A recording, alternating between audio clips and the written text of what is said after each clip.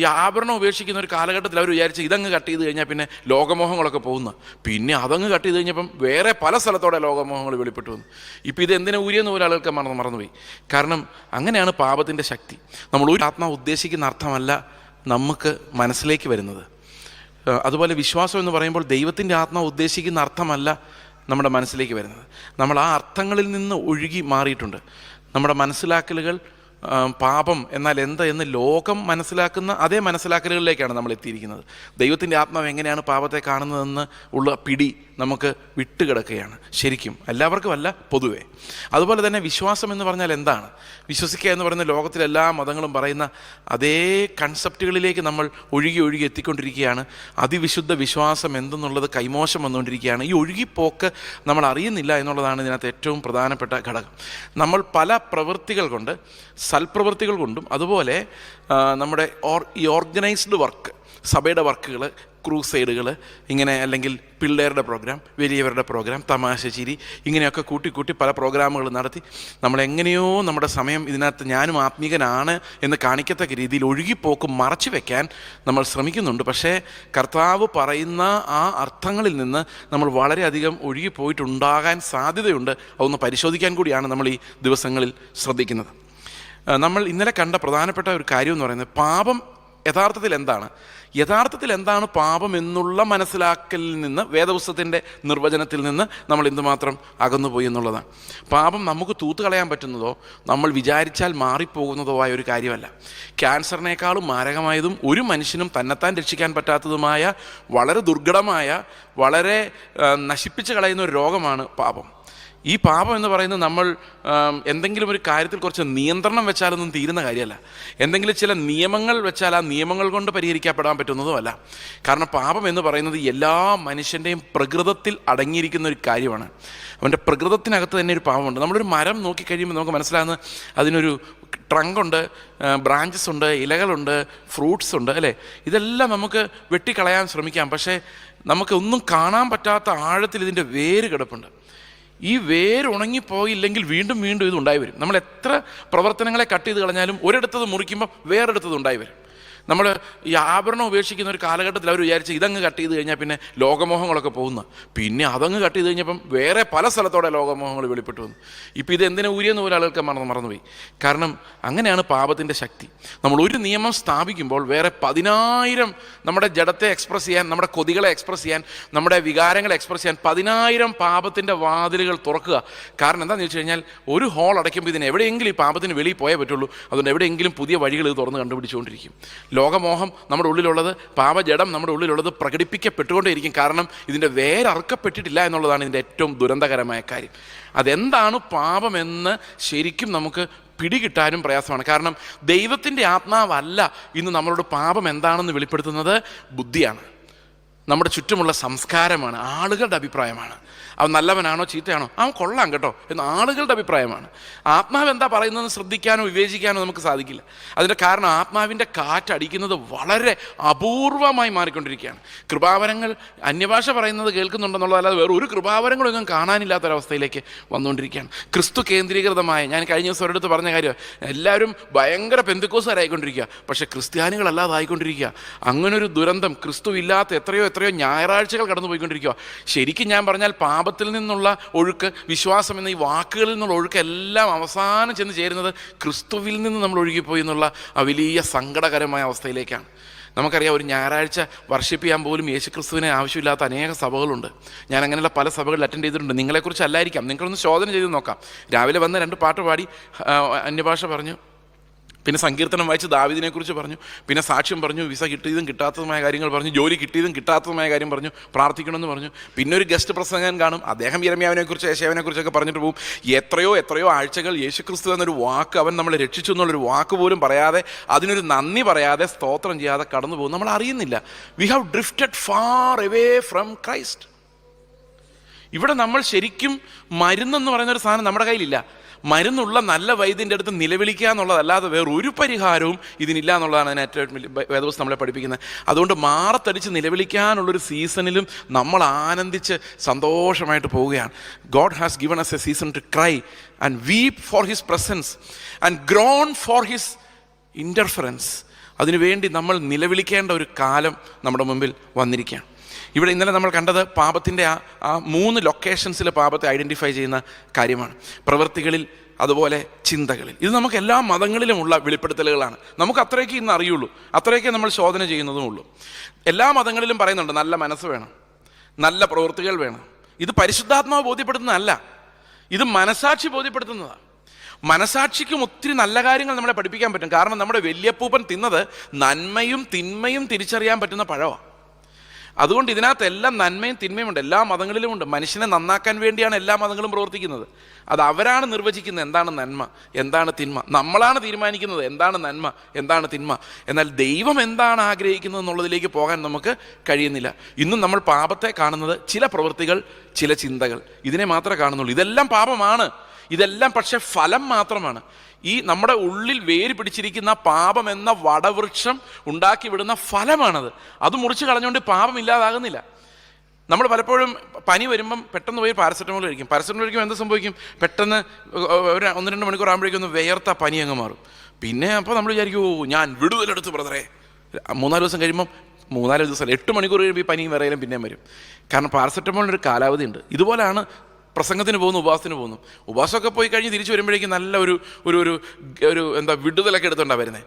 നമുക്കറിയാം, പണ്ടൊക്കെ ഞാൻ ഓർക്കുന്നുണ്ട്, ഈ ആരാധനയൊക്കെ കഴിഞ്ഞ് വരുമ്പോഴേക്കും പിള്ളേർ പെട്ടെന്ന് പോയി TV ഓൺ ചെയ്ത് കഴിഞ്ഞാൽ അപ്പനും അമ്മയും പറയും, പള്ളിയിൽ നിന്ന് ചർച്ചയിൽ നിങ്ങൾ വന്നല്ലേ ഉള്ളൂ, ഇപ്പോഴേ നീ TV വെച്ചുള്ളൂ എന്ന് പറഞ്ഞാൽ അതിൻ്റെ ഹാങ് ഓവർ ഇറങ്ങിയിട്ട് വൈകിട്ട് വെക്കാൻ തന്നെ അർത്ഥം. കാരണം ഇതിനെല്ലാം ഒരു പീരീഡുണ്ട്.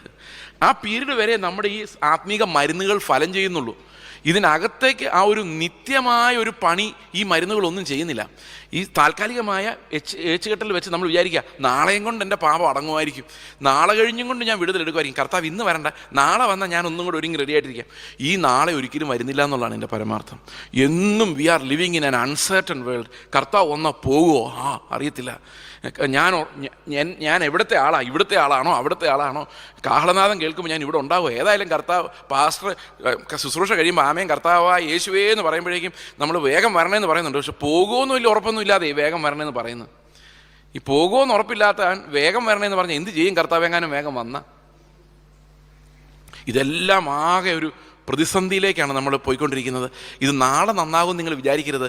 കർത്താവിന് മാത്രമേ നമ്മളെ അവനോട് അടുപ്പിച്ച് ചേർത്ത് വെക്കാൻ പറ്റുള്ളൂ. അവനോട് ചേർത്ത് വീണ്ടും നമ്മെ ഒഴുകിപ്പോയ നമ്മളെ തിരിച്ച് ചേർത്ത് അവൻ്റെ നെഞ്ചോട് ചേർക്കാൻ കർത്താവിനല്ലാതെ നമ്മളെ കൊണ്ട് കഴിയില്ല. അതുകൊണ്ടാണ് ഒരു നിലവിളിയുടെ സീസൺ നമുക്ക് വരുന്നു എന്ന് ഞാൻ പറയാൻ കാരണം. ഇന്നലെ നമ്മൾ കണ്ടത് ഈ പാപത്തിൻ്റെ വേര്, ഈ വേരിറങ്ങിയിരിക്കുന്ന ശരീരത്തിലേക്കാണ് അത് പടർന്നിരിക്കുന്നത്. ശരീരത്തിലെ വികാരങ്ങളിലേക്കാണ് അത് പടർന്നിരിക്കുന്നത്.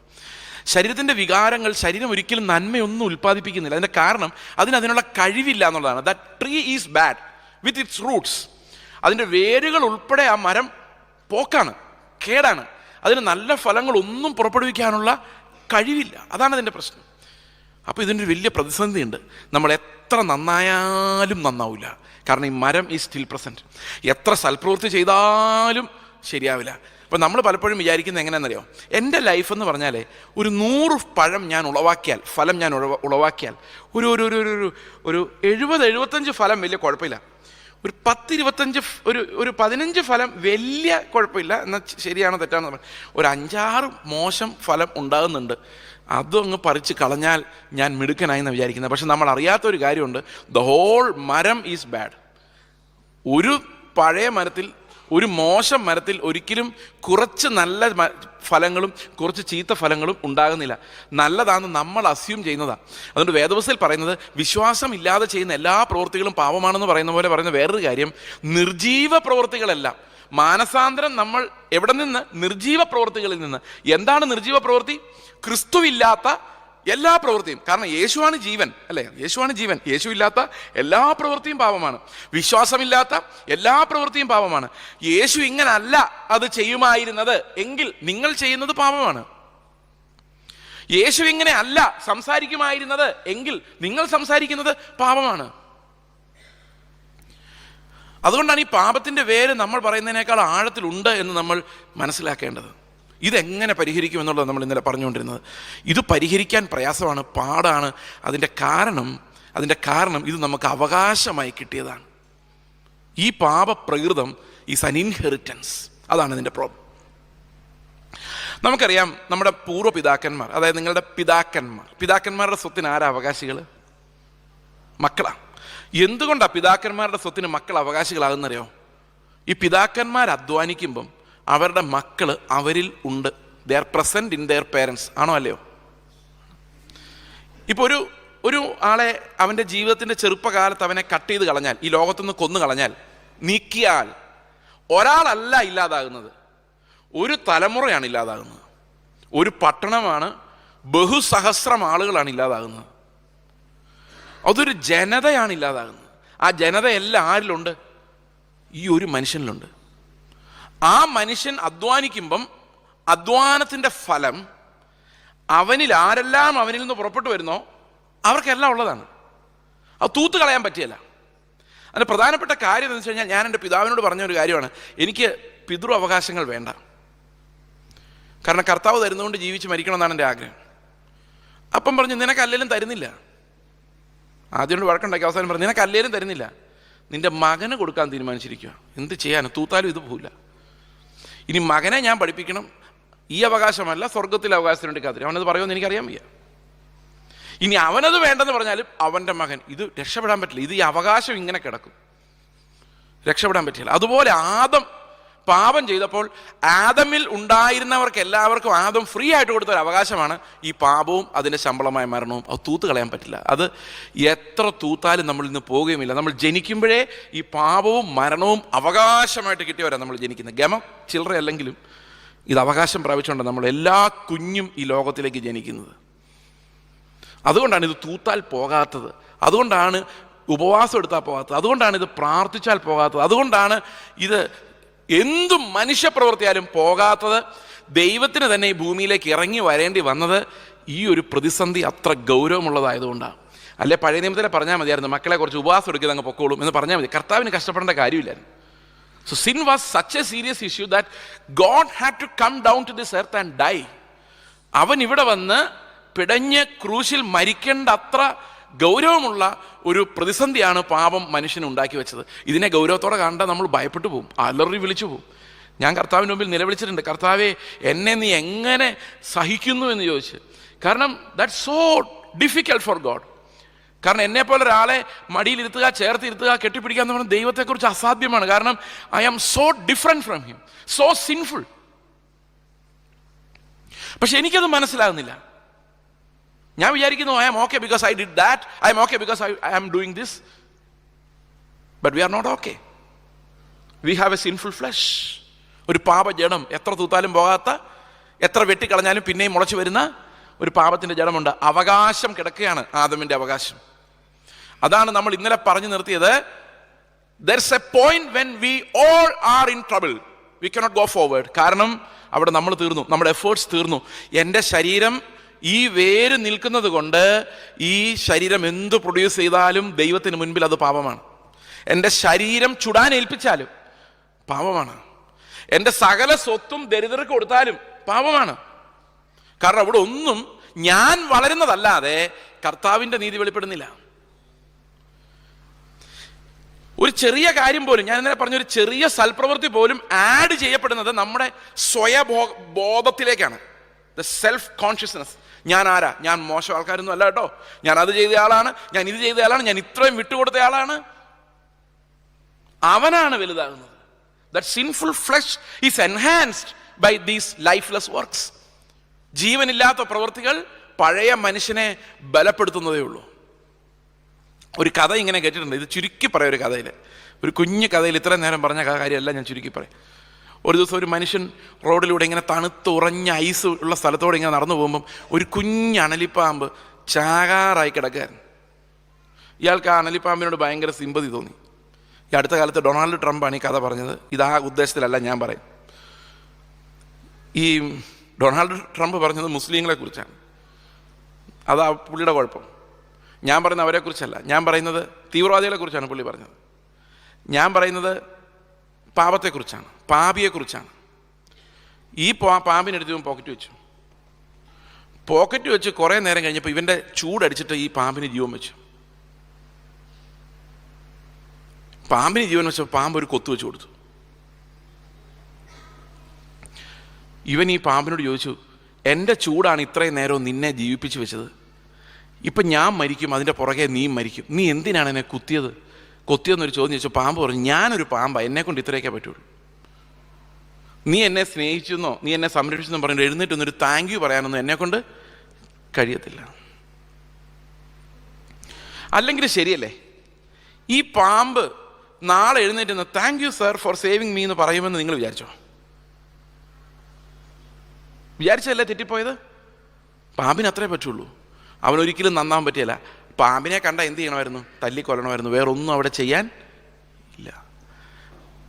ഈ ജഡം മരിക്കല്ലാതെ ഇതിനെ നന്നാക്കി എടുക്കാൻ പറ്റില്ല. അതാണ് വേദപുസ്തകം പറയുന്നത്, കനോട്ട് ബി റീഫോംഡ്. നമ്മുടെ ഈ വേര്, ആദാമിൻ്റെ പ്രകൃതം, അതിൽ നിന്നുണ്ടായ പാപവും അതിൻ്റെ ശിക്ഷയായ മരണവും നമുക്ക് തൂത്ത് കളയാൻ പറ്റില്ല. അത് മരണത്താൽ മാത്രം നീക്കപ്പെടുകയുള്ളൂ. കാരണം അവകാശം നമുക്ക് എടുത്തു കളയാൻ സാധിക്കില്ല. We have to die. ഇവിടെയാണ് യേശു എന്ന പകരക്കാരൻ നമുക്ക് വേണ്ടി മരിക്കുന്നത്. ഈ യേശുവിൻ്റെ മരണം എങ്ങനെയാണ് നമ്മുടെ മരണത്തെ കവർ ചെയ്യുന്നത് നമുക്ക് നോക്കാം. അത് നമുക്ക് മനസ്സിലാക്കണമെങ്കിൽ പാപത്തിൻ്റെ 4ാമത്തെ ലൊക്കേഷനിലേക്ക് നമ്മൾ വരണം. 3 ലൊക്കേഷൻ ഇന്നലെ ഓർമ്മയുണ്ടല്ലോ. എന്താണ്? ഇന്നലെ വന്നവർക്ക് അത് ഓർമ്മയുണ്ടാകാം. പ്രവൃത്തികളുടെ തലം, പിന്നെ 2 ചിന്തകളുടെ തലം, 3 ശരീരത്തിലെ വികാരങ്ങളുടെ തലം. 4ാമത്തെ ഒരു തലമുണ്ട്. ഇതെങ്ങനെ ഓരോ തലത്തിലും നമ്മൾ പാപത്തെ സെൻസ് ചെയ്യുന്നത്? പ്രവൃത്തികളാൽ വരുന്ന പാപത്തെ സെൻസ് ചെയ്യുന്നത് എപ്പോഴും നോട്ടത്തിലൂടെ, അനുഭവങ്ങളിലൂടെയാണ്. അത് ആർക്ക് വേണേലും മനസ്സിലാക്കാം. ഒരു പാപിയെ കാണുമ്പം, ഒരു കള്ളനെ കാണുമ്പോൾ ആർക്ക് വേണമെങ്കിലും മനസ്സിലാക്കാം. ഏത് മതത്തിലും അതിനുള്ള സ്കോപ്പുണ്ട്. ഹൃദയത്തിൽ ചിന്തകളുണ്ടോയെന്ന് മനസ്സിലാക്കാൻ 2ാമതൊരാൾക്ക് പ്രയാസമാണ്. പക്ഷെ അവന് നല്ലൊരു മനസാക്ഷി ഉണ്ടെങ്കിൽ അവന് മനസ്സിലാക്കാം അവൻ്റെ ഹൃദയത്തിൽ പാപമുണ്ട്. എന്നാൽ ശരീരത്തിൻ്റെ വികാരങ്ങളിൽ പാപമുണ്ട് എന്ന് മനസ്സിലാക്കണമെങ്കിൽ ദൈവത്തിൻ്റെ നിയമം തന്നെ വരണം. നിയമം പറയാണ്, ദൈവത്തിൻ്റെ നിയമം പറയാണ്, ഞാൻ നിന്നെ സ്നേഹിച്ച പോലെ നിങ്ങളും പരസ്പരം സ്നേഹിക്കുവിൻ. ആ നിയമം അറിയുമ്പോഴാണ് ഞാൻ മനസ്സിലാക്കുന്നത് എൻ്റെ ശരീരത്തിൽ ഇത് ഉണ്ടാകുന്നില്ല. അതാണ് റോമാലേഖനം 7-ാം അധ്യായത്തിൽ പറയുന്നത്, ശരീരത്തിലെ വികാരങ്ങൾ മോശമാണ്, നല്ലതല്ല. ഞാനത് സപ്രസ് ചെയ്യുന്നുണ്ട്, അതിൻ്റെ ഫലമെല്ലാം വെട്ടിക്കളയുന്നുണ്ട്. ഞാൻ സ്തോത്രം ചെയ്തും സ്തുതിച്ചും മഹത്വപ്പെടുത്തിയും എല്ലാം ഇതിനകത്തുനിന്ന് ഞാൻ രക്ഷപ്പെടാൻ ശ്രമിക്കുന്നുണ്ട്. പക്ഷേ ശരീരത്തിൻ്റെ വികാരങ്ങൾ is too intense for me എന്നുള്ളത് എനിക്ക് മനസ്സിലാക്കി തരുന്ന ദൈവത്തിൻ്റെ നിയമമാണ്. നിങ്ങളുടെ വീട്ടിലൊരു സെർവൻറ്റിനെ വെച്ചു നിങ്ങൾ വിചാരിച്ചോ? ഈ സെർവൻറ്റ് നല്ലൊരു, വേണ്ട ഓഫീസിലായിക്കോട്ടെ, അപ്പം കുറച്ചുകൂടെ എളുപ്പമുണ്ട് പറയാൻ. ഈ സെർവൻറ്റ് നല്ലൊരു ബയോഡേറ്റ ഒക്കെ തന്നിട്ടുണ്ട്. ഇന്നത്തെ കാലത്ത് പിള്ളേർക്ക് ബയോഡേറ്റ എഴുതാൻ ഭയങ്കര എക്സ്പെർട്ടീസാണ്. അവരെഴുതുന്ന ബയോഡേറ്റ കണ്ടാൽ വിചാരിക്കും ഇവരെല്ലാ പണിയും ചെയ്യുന്നു. പക്ഷേ ശരിക്കും ഒന്നും അറിയാൻ മേലായിരിക്കും. എന്നാലും ബയോഡേറ്റ എഴുതുക എന്ന് പറയുന്നൊരു സ്കില്ലാണ്. ഞാൻ പല ബയോഡേറ്റയും വായിച്ച് അന്തം വിട്ട് പോയിട്ടുണ്ട്. അതുകൊണ്ടാണ് ഞാൻ പറയുന്നത്. അപ്പോൾ ഇങ്ങനൊരു ബയോഡേറ്റ കണ്ടിട്ടാണ് ഒരാൾ അപ്പോയിൻറ്റ് ചെയ്ത് കഴിഞ്ഞ് കുറേ കഴിഞ്ഞപ്പോൾ മനസ്സിലാകുന്നത്, ഇവരോട് ചോദിച്ചു 2 ദിവസമൊക്കെ അവൻ സുഖമായിട്ടിരുന്നു, നല്ല ഗെയിമൊക്കെ കസേരയിലൊക്കെ ഇരുന്നു. അപ്പോൾ ഒരു ദിവസം മാനേജർ വന്നിട്ട് പറഞ്ഞു, ഈ അക്കൗണ്ടൊക്കെ ഒന്ന് വെരിഫൈ ചെയ്ത്. ഇവൻ ഒരു പിടിയുമില്ല, എന്താ ചെയ്യേണ്ടത്, തോറ്റു. അപ്പോൾ ഇതിനകത്ത് ഡ്രൈവിംഗ് അറിയാമെന്ന് പറഞ്ഞിട്ട് വണ്ടി ഒന്ന് ഡ്രൈവ് ചെയ്ത് നമുക്കൊന്ന് ഒരു ഓഫീസ് വരെ പോകാം. അവന് വണ്ടി ഡ്രൈവ് ചെയ്ത് അവിടെ ഇവിടെ എല്ലാം പോയി ഇടിക്കുക. ഒരു പണി അവനെ കൊണ്ട് ചെയ്യാൻ പറ്റുന്നില്ല. ബയോഡേറ്റയിലെല്ലാം ഉണ്ട്. ഇവനെ എന്ത് ചെയ്യാൻ പറ്റും? പിരിച്ചുവിടാം, വേറൊരു പണിയില്ല. കാരണം ഇവന് കൊടുത്ത ഒരു നിയമവും ഇവന് പൂർത്തിയാക്കാൻ പറ്റുന്നില്ല. ഓക്കെ, അപ്പോൾ അതേ അവസ്ഥയിലാണ് നമ്മൾ ഇരിക്കുന്നത്. നമ്മളെ പിരിച്ചു വിടുക അല്ലെ കൊന്നു കളയാന്നുള്ളതല്ല വേറൊരു വഴിയും ഇല്ല. ഓക്കെ, അപ്പോൾ ഇവിടെ 4ാമത്തെ തലം എന്ന് പറയുന്നത്, ഇത് നിയമമാണ് നമ്മളെ ബോധ്യപ്പെടുത്തി തരുന്നത് ഇതൊന്നും നിന്നെ കൊണ്ട് സാധിക്കുന്നില്ല എന്നുള്ള കാര്യം. കാരണം നിയമം വരുന്നത് വരെ നമുക്കറിയാം, ഒരു കുഞ്ഞു കൊച്ച് ജനിക്കുമ്പോൾ അവനൊരു നിയമമില്ല. ഹീസ് വെരി ഹാപ്പി, റിജോയ്സിങ്, അതിനെതിരെ ഓടി നടക്കും. അവന് വേണേൽ സ്റ്റേജിൽ കയറി വരാം, ബൈബിൾ വേണമെങ്കിൽ വലിച്ചു കീറാം, ആരും ഒന്നും പറയില്ല. അവൻ്റെ ബൈബിൾ ആരുടെ അവിടെ വെച്ചെന്ന് ചോദിക്കുള്ളൂ, അല്ലേ? 1-2 വയസ്സാകുമ്പോഴേക്കും അവൻ്റെ മാതാവ് പറയും, മോനെ എല്ലാ സ്ഥലത്തും നിനക്ക് കാര്യം സാധിക്കാൻ പറ്റിയല്ല, അതിൻ്റെ സമയമുണ്ട്, സ്ഥലമുണ്ട്. പതുക്കെ നിയമം ഇവനെ മുറുക്കാൻ തുടങ്ങും, അല്ലേ? ഈ നിയമമാണ് ഇവനെ പിന്നെ ജീവിതകാലം മുഴുവൻ നടത്തുന്നത്. ഈ നിയമം അവസാനം ഇവനെ പഠിപ്പിക്കും. ദൈവത്തിൻ്റെ നിയമം ഇവന് വരുമ്പോഴേക്കും ഒരു കാര്യം മനസ്സിലാവും, ഈ നിയമമൊക്കെ ഞാൻ അനുസരിച്ചാലും ഞാൻ എന്ത് ചെയ്യുന്നില്ല, നന്നാകുന്നില്ല, മനസ്സിലാവും. ഓക്കെ, ഇനി 4ാമത്തെ തലത്തിലുള്ള പാപം എന്ന് പറയുന്നത് ദൈവത്തിൻ്റെ ആത്മാവാണ് നമുക്ക് ബോധ്യപ്പെടുത്തി തരുന്നത്. ദൈവത്തിൻ്റെ ആത്മാവ് ബോധ്യപ്പെടുത്തി തരുന്ന പാപം എന്താണ്? അതൊരൊറ്റ ഒറ്റ പാപത്തെക്കുറിച്ചാണ്. ദൈവത്തിൻ്റെ ആത്മാവിനല്ലാതെ ലോകത്തിലുള്ള ഒരു ഏജൻസിക്കും നമ്മളെ മനസ്സിലാക്കി തരാൻ പറ്റാത്ത പാപം എന്ന് പറയുന്നത് എന്താണ്? വഴിയെ പോകുമ്പോൾ പോലീസുകാർക്ക് നമ്മളെ തടഞ്ഞ് ഈ പാപം നിനക്കൊണ്ട് കേട്ടോ എന്ന് പറയാൻ പറ്റാത്ത പാപം എന്താണ്? നമുക്ക് നോക്കാം യോഹന്നാന്റെ സുവിശേഷം 16-ാം അധ്യായത്തിൻ്റെ 8-ാം വാക്യം. The fourth location of sin. അവൻ വന്ന് പാപത്തെക്കുറിച്ചും നീതിയെക്കുറിച്ചും ന്യായവിധിയെക്കുറിച്ചും ലോകത്തിന് ബോധം വരുത്തും. അവൻ വന്ന് പാപത്തെക്കുറിച്ചും നീതിയെക്കുറിച്ചും ന്യായവിധിയെക്കുറിച്ചും ലോകത്തിന് ബോധം വരുത്തും. അപ്പം ദൈവത്തിൻ്റെ ആത്മാവ് ചെയ്യുന്ന ഒന്നാമത്തെ കാര്യം ഞാൻ ഇന്നലെ പറഞ്ഞ പോലെ പാപബോധം വരുത്തുക എന്നുള്ളതാണ്. വർഷങ്ങൾക്ക് മുമ്പ് ഞാൻ ഇന്നലെ നിങ്ങളോട് പറഞ്ഞു, കോട്ടയം CMS കോളേജിൽ പഠിക്കുമ്പോഴാണ് ഞാൻ രക്ഷിക്കപ്പെടുന്നത്. അപ്പോൾ രക്ഷിക്കപ്പെട്ട സമയത്ത് ഞങ്ങളുടെ ഹോസ്റ്റലിൽ 4 വിശ്വാസികളായ സഹോദരങ്ങളുണ്ടായിരുന്നു. ഞങ്ങൾ ഒന്നിച്ച് പ്രാർത്ഥിക്കുകയും കൂടെ ഇരുന്ന് ബൈബിൾ പഠിക്കുകയും പുസ്തകങ്ങൾ വായിക്കുകയും പാട്ട് പാടുകയൊക്കെ ചെയ്യുവാൻ. ഇതിൽ സീനിയർ ആയിട്ടുള്ളൊരു ബ്രദർ ഉണ്ടായിരുന്നു. ഈ ബ്രദർ ഒരു ദിവസം വൈകിട്ട്, അദ്ദേഹമായിരുന്നു ഏറ്റവും കൂടുതൽ പ്രാർത്ഥിക്കുകയും ബൈബിൾ വായിക്കുകയൊക്കെ ചെയ്യുന്നയാൾ. ഒരു ദിവസം വൈകിട്ട് 8 മണിയായപ്പോൾ ഈ പുള്ളിയെ കാണാനില്ല. ഞങ്ങൾ ഹോസ്റ്റൽ മുഴുവൻ അരിച്ചു പറക്കി നോക്കി, ഈ പുള്ളിയെ കാണാനില്ല. അവസാനം ഞങ്ങൾ വാർഡൻ്റെ അടുത്ത് ചെന്നു. വാർഡൻ്റെ അടുത്ത് നിന്നിട്ട് പറഞ്ഞു, ആ മനുഷ്യനെ കാണുന്നില്ലല്ലോ, ആ ബ്രദറിനെ. വാർഡൻ പറഞ്ഞു, അയാൾ എവിടെയെങ്കിലും കാണും, നിങ്ങളെ പോയി കിടന്നുറങ്ങാൻ. കാരണം വാർഡന് പുള്ളിയെ ഭയങ്കര വിശ്വാസമാണ്. പുള്ളി മതിൽ ചാടുവോ വെളിയിൽ പോകുമോ ഒന്നും ചെയ്യില്ലെന്നറിയാം. കാരണം is A believer and he has A good witness. ഞങ്ങൾക്ക് സമാധാനമാവുന്നില്ല. കാരണം എവിടെ പോയാലും ഞങ്ങളോട് പറയാതെ പോകില്ല. ഊണ് കഴിക്കുന്ന സമയത്തുണ്ടായിരുന്നു, പ്രാർത്ഥനയുടെ സമയത്തുണ്ടായിരുന്നു, പിന്നെയാണ് ആളെ കാണാതായിരിക്കുന്നത്. അപ്പം എൻ്റെ കൂടെ ഉണ്ടായിരുന്ന ഒരു സഹോദരൻ, അദ്ദേഹം ഇപ്പോൾ അടൂരിലുണ്ട്. അദ്ദേഹം എന്നോട് പറഞ്ഞു, ചേച്ചേ സംഗതി ഇത്തിരി കുഴപ്പമാണല്ലോ. ഞാൻ പറഞ്ഞു, എന്ത് കുഴപ്പം? നമ്മൾ വിചാരിച്ച പോലെ അല്ല കാര്യങ്ങൾ. ഞാൻ പറഞ്ഞു, എന്താ കുഴപ്പം? അത് ഇയാൾ എവിടെ പോയതാ? ഞാൻ പറഞ്ഞു, എനിക്കറിയത്തില്ല. എനിക്ക് തോന്നുന്നത് കർത്താവ് വന്നു, പുള്ളി മാത്രം പോയി, നമ്മൾ പോയില്ല, അതാ എനിക്ക് തോന്നുന്നു. ഞാൻ നോക്കി, ആകെ എനിക്ക് ഉള്ളിലൊരു കിടുക്കമുണ്ടായി. എൻ്റെ ദൈവമേ, നീ വന്നിട്ട് പോയോ? അപ്പോൾ എനിക്ക് ആകെ ടെൻഷനായി. ഞാൻ പറഞ്ഞു, അയ്യോ ഇനിയിപ്പോൾ നമ്മൾ എന്ത് ചെയ്യും? നമ്മൾ ശരിക്കും രക്ഷിക്കപ്പെട്ടില്ലായിരുന്നോ? ഇനിയിപ്പോൾ 666 യുദ്ധങ്ങൾ, ഭീകരമായ, എൻ്റെ ദൈവമേ ആകെ പ്രശ്നമല്ലോ. ശരിക്കും ഒന്നും കൂടെ ഉറപ്പ് വരുത്തേണ്ടതായിരുന്നു രക്ഷിക്കപ്പെട്ടോന്ന്. ഇനി പുള്ളി പോയതാണോ? പുള്ളിയെ കാണുന്നുമില്ല. 10 മണിയായപ്പം പുള്ളി ഒരു ബൈബിളും പിടിച്ചുകൊണ്ട് വരുന്നുണ്ട്. എവിടെയോ പോയിരുന്നു പ്രാർത്ഥിക്കുമായിരുന്നു. ആശ്വാസമായി, എൻ്റെ ദൈവമേ. പിറ്റേ ദിവസം രാവിലെ തന്നെ ഞങ്ങളെ വിശ്വാസത്തിലോട്ട് നയിച്ച ആൾക്കാരെടുത്തിട്ട് ഞങ്ങൾ എന്നിട്ട് ചോദിച്ചു, എങ്ങനെയാണ് ഉറപ്പ് വരുത്താൻ പറ്റുന്നത് ഞങ്ങൾ രക്ഷിക്കപ്പെട്ടത് തന്നെയാണെന്ന് എങ്ങനെ ഉറപ്പ് വരുത്താം?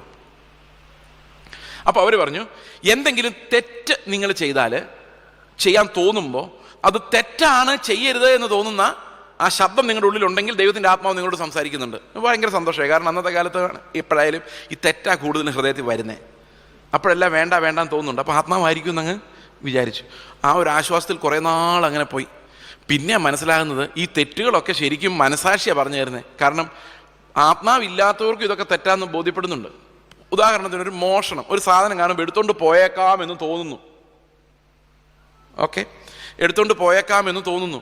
പക്ഷേ അരുത് എന്നൊരു ശബ്ദം ഉള്ളിൽ കേൾക്കുന്നു. അതിന് ആത്മാവ് വേണമെന്നില്ല. ലോകത്തിൽ ഏത് മനുഷ്യനും അത് കേൾക്കാൻ പറ്റും. ആത്മാവിന് മാത്രം ബോധ്യം തരാൻ പറ്റുന്ന പാപം എന്താ? അടുത്ത വാക്യം, 9-ാം വാക്യം.